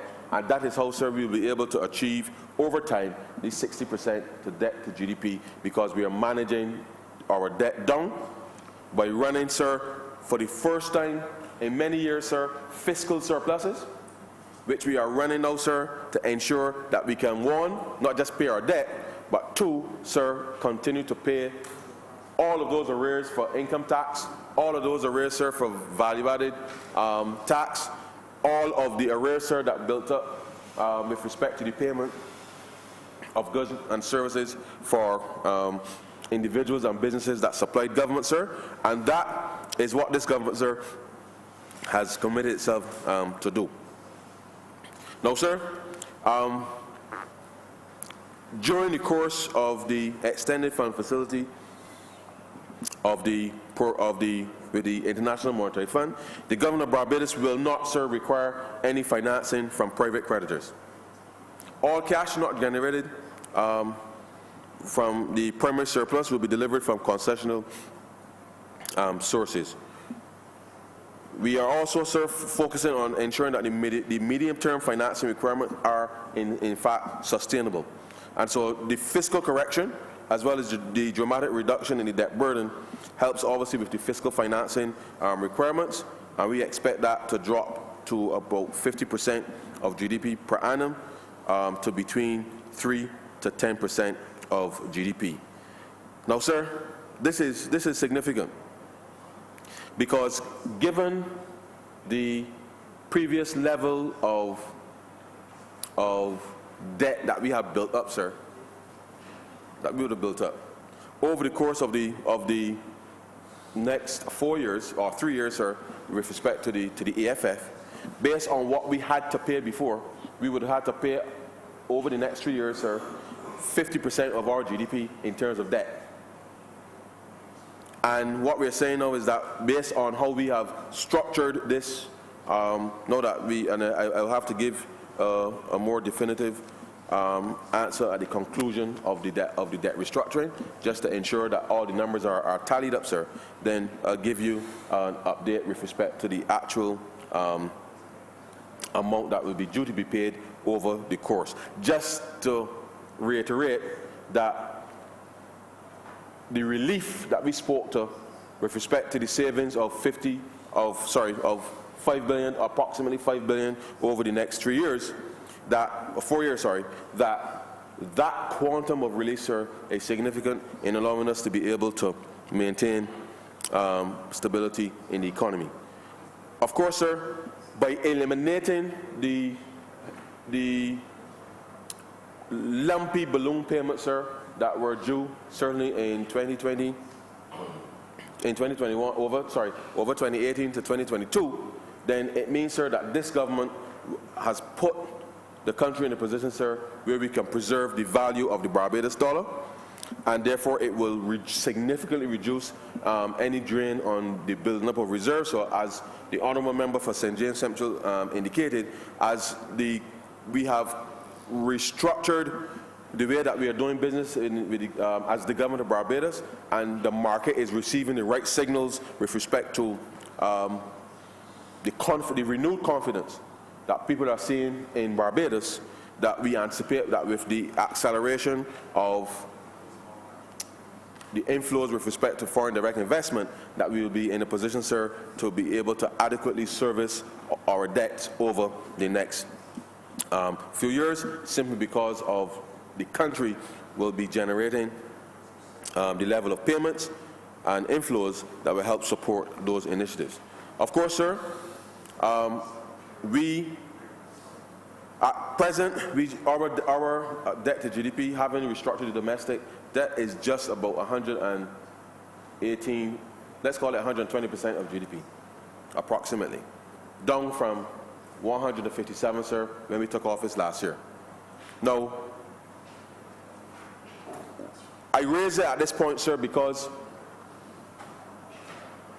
when we speak in terms of debt to GDP, sir, and I think I've said it in this chamber already, sir, I remember when I grew up with my grandmother, sir, and when my grandmother took us to the beach, sir, she would never let us go anywhere near further than where we could stand and touch the sand.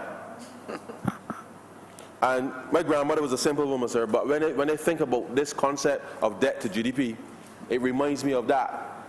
Because, sir, for some of us who can't swim, and you go to the beach, sir, if you think of your height and the water level, sir, the height is your GDP, if you like. The water level is your debt, sir. And therefore, you know that once the water level gets to a certain height, sir, you become uncomfortable in the water. Sir? Yeah. You with me? Yeah. And therefore, when Barbados, sir, found itself in a position where, as I said earlier in my discussion, in my introduction earlier, that at the end of 2007, sir, our debt to GDP ratio was just about 65%. Which means, sir, that for the average person, the water level would be like just above your waist, sir. And once the water level is just above your waist, so everybody's comfortable. There's no fear at that stage, sir. Right. None at all. And therefore, when the Democratic Labour Party took office, sir, and ran those very large fiscal deficits, sir, that resulted then in a situation where, rather than you feeling comfortable standing in the water, where the water is waist high, the water now, sir, is probably height of the Honourable Member for St. Peter. But imagine the Honourable Member of St. Peter, sir, 6 feet underwater. So if the Honourable Member for St. Peter is 6 feet underwater, sir, it means that all of us in here, sir, in trouble. Yeah. All of us. And if you're from St. Thomas or St. George, sir, who are accustomed to water levels, then you're in trouble, sir. But seriously, you get the point. Yes. That the debt, sir, in this country was overwhelming the country. And we are systematically, sir, moving those debt levels downward to a stage where, sir, we know that they are manageable. But here's the more important point with respect to the debt to GDP level, sir. Conceptually, one, with the exception, sir, of your mortgage, perhaps, which is obviously a long-term asset that you invest in. Conceptually, sir, when financial institutions look and assess you for creditworthiness, and if you push it even further, what they look for, sir, is to determine whether or not your capability to repay. So when a country talks about the debt to GDP, the fundamental thing is that if a country so desired, sir, so desired, and it took all of the income that is generated in the country, sir, you ought to be in a position where you can repay all of your debt at the same time. And that's why the measure of a 60% debt to GDP ratio came about as being sustainable. Because you could take, in theory, sir, in theory, and in some instances, practically so, you could pay 60% of your income towards debt, but you still got 40% left back, sir, to live, give or take. And therefore, if we took all of the GDP in 2007, sir, we could have paid off the entire public debt of Barbados and still had money left back, sir, to do things in Barbados. When we came to office last year, sir, under the Democratic Labour Party, the GDP of this country, sir, as I said, was just about $10 billion. But the public debt, sir, at 157%, was about $15.7 billion to pay. So even if we took all of the money, all of the income, sir, that was generated last year, we could not pay back all of the debt. And we couldn't live.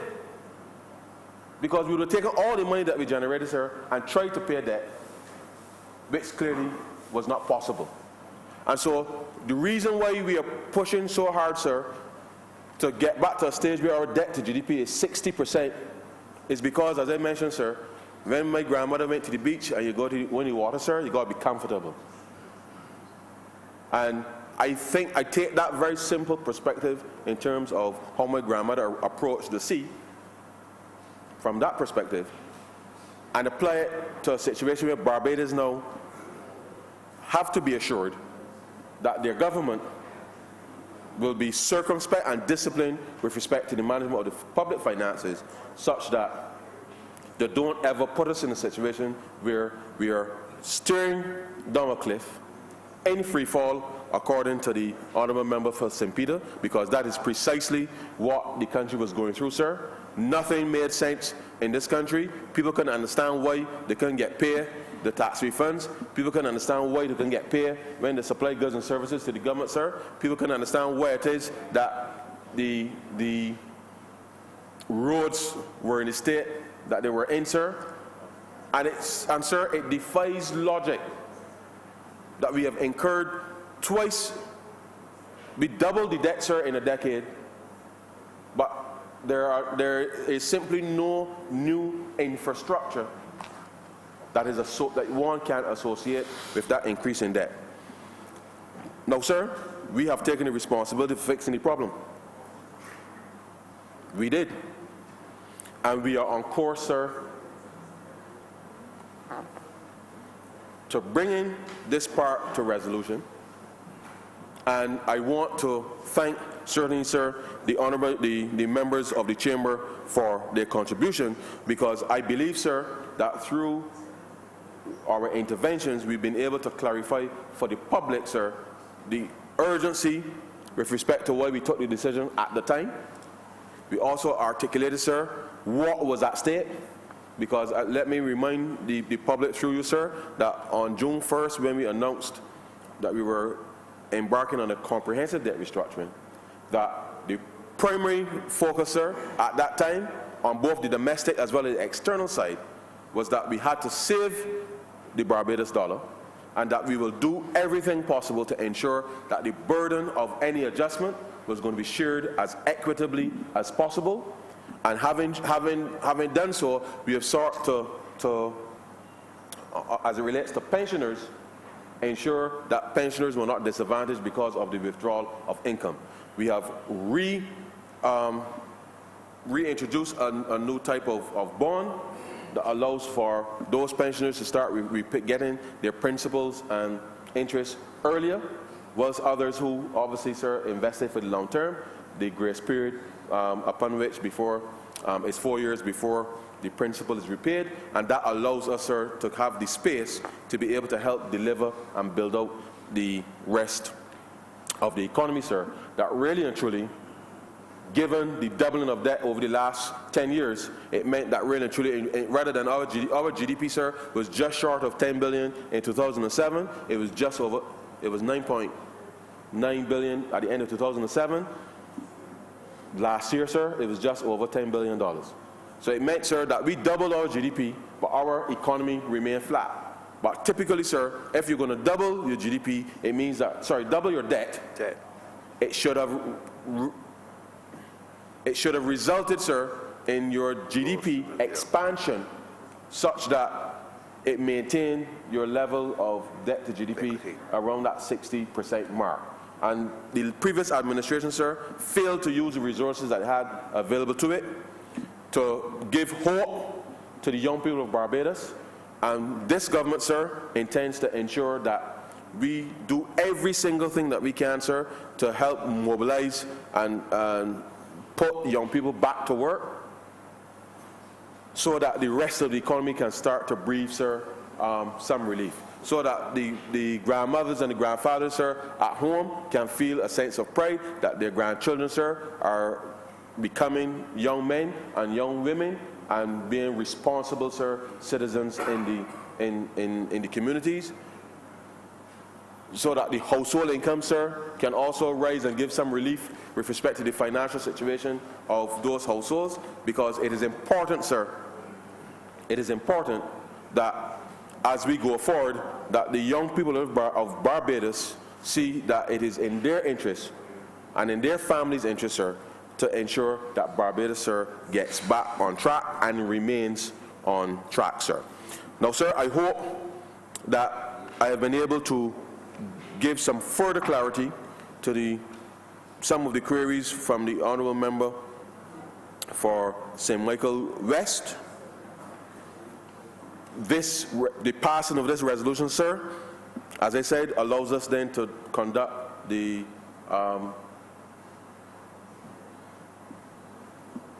exchange offer next week. Once it goes to the other place and is resolved, that it puts us now in a position, sir, to start to remedy the circumstances with respect to the government's finances. And we are committed, sir, to ensuring that we keep the public up to date, as we have always done, sir, with respect to significant events that obviously influences circumstances. And therefore, sir, I give the House the assurance, as I did, sir, last year, that as we have always said, we will come to this place and we will put the necessary documentation with respect to the performance of the program, and to keep the public, sir, informed, so that the Honourable Member does not have to go to the public and ask what's happened to XYZ, because he knows full well that this is a place where all matters related to finance have to be resolved. And therefore, we will come here at the appropriate time to let the country know, sir, through you, what is happening. We will also continue to utilize our post-cabinet briefings and other press conferences to inform the public. But there is nothing that we have done, sir, that we have not come to this place and inform in the right way what has been happening, and we shall continue, sir, to do that. And with those few words, sir, I wish to move that this resolution now pass.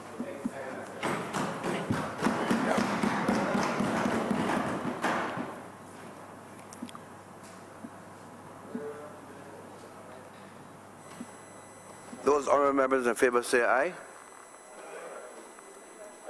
Oh, the question is that this resolution do not pass. All honourable members in favour say aye. Those against say no. I think the ayes have it. Sir, Order number 7. in the name of the Honourable Minister in the Ministry of Finance and Investment, to move the second reading of the Debt Holder Approval of Debt Restructuring Validation Bill 2019. Mr. Deputy Speaker, I beg to move this bill be read a second time. Better second it. Question is that this bill be read a second time. All members in favour say aye. Those against say no. I think the ayes have it. Mr. Deputy Speaker, I beg to move that you do now leave the chair and the House resolve itself in committee for a further consideration of this bill. The question is that I do not leave this chair and this House resolve itself in committee for the further consideration of this bill. All members in favour say aye. Those against say no. The ayes have it.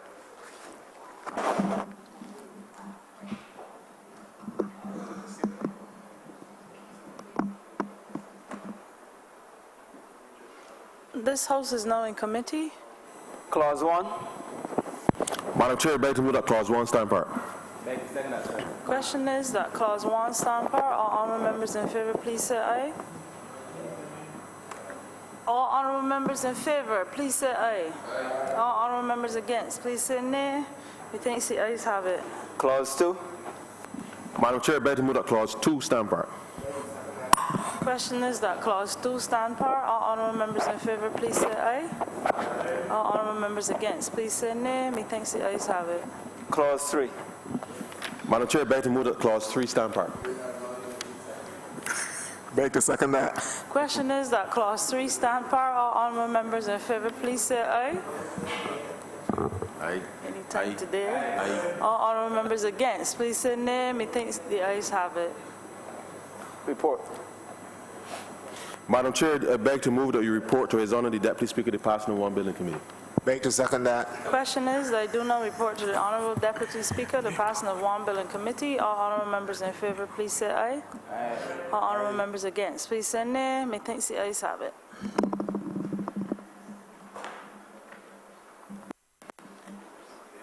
Thank you, Sonia.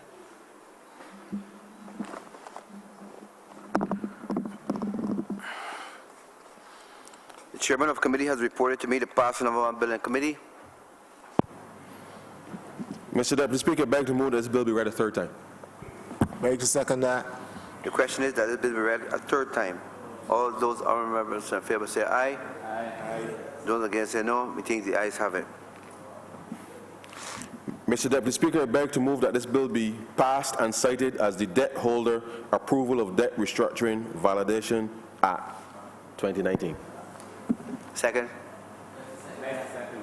The question is that this bill be now passed and so cited. All members in favour say aye. Aye. All those against say no. Methinks the ayes have it. This bill is now passed and so cited.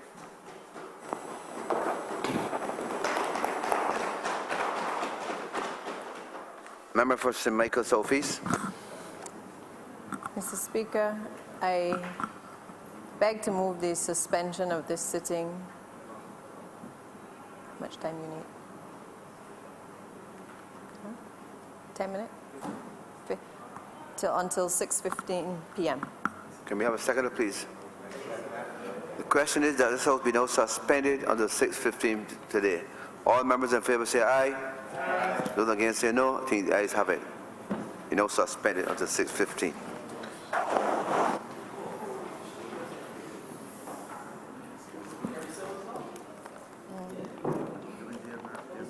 It's just a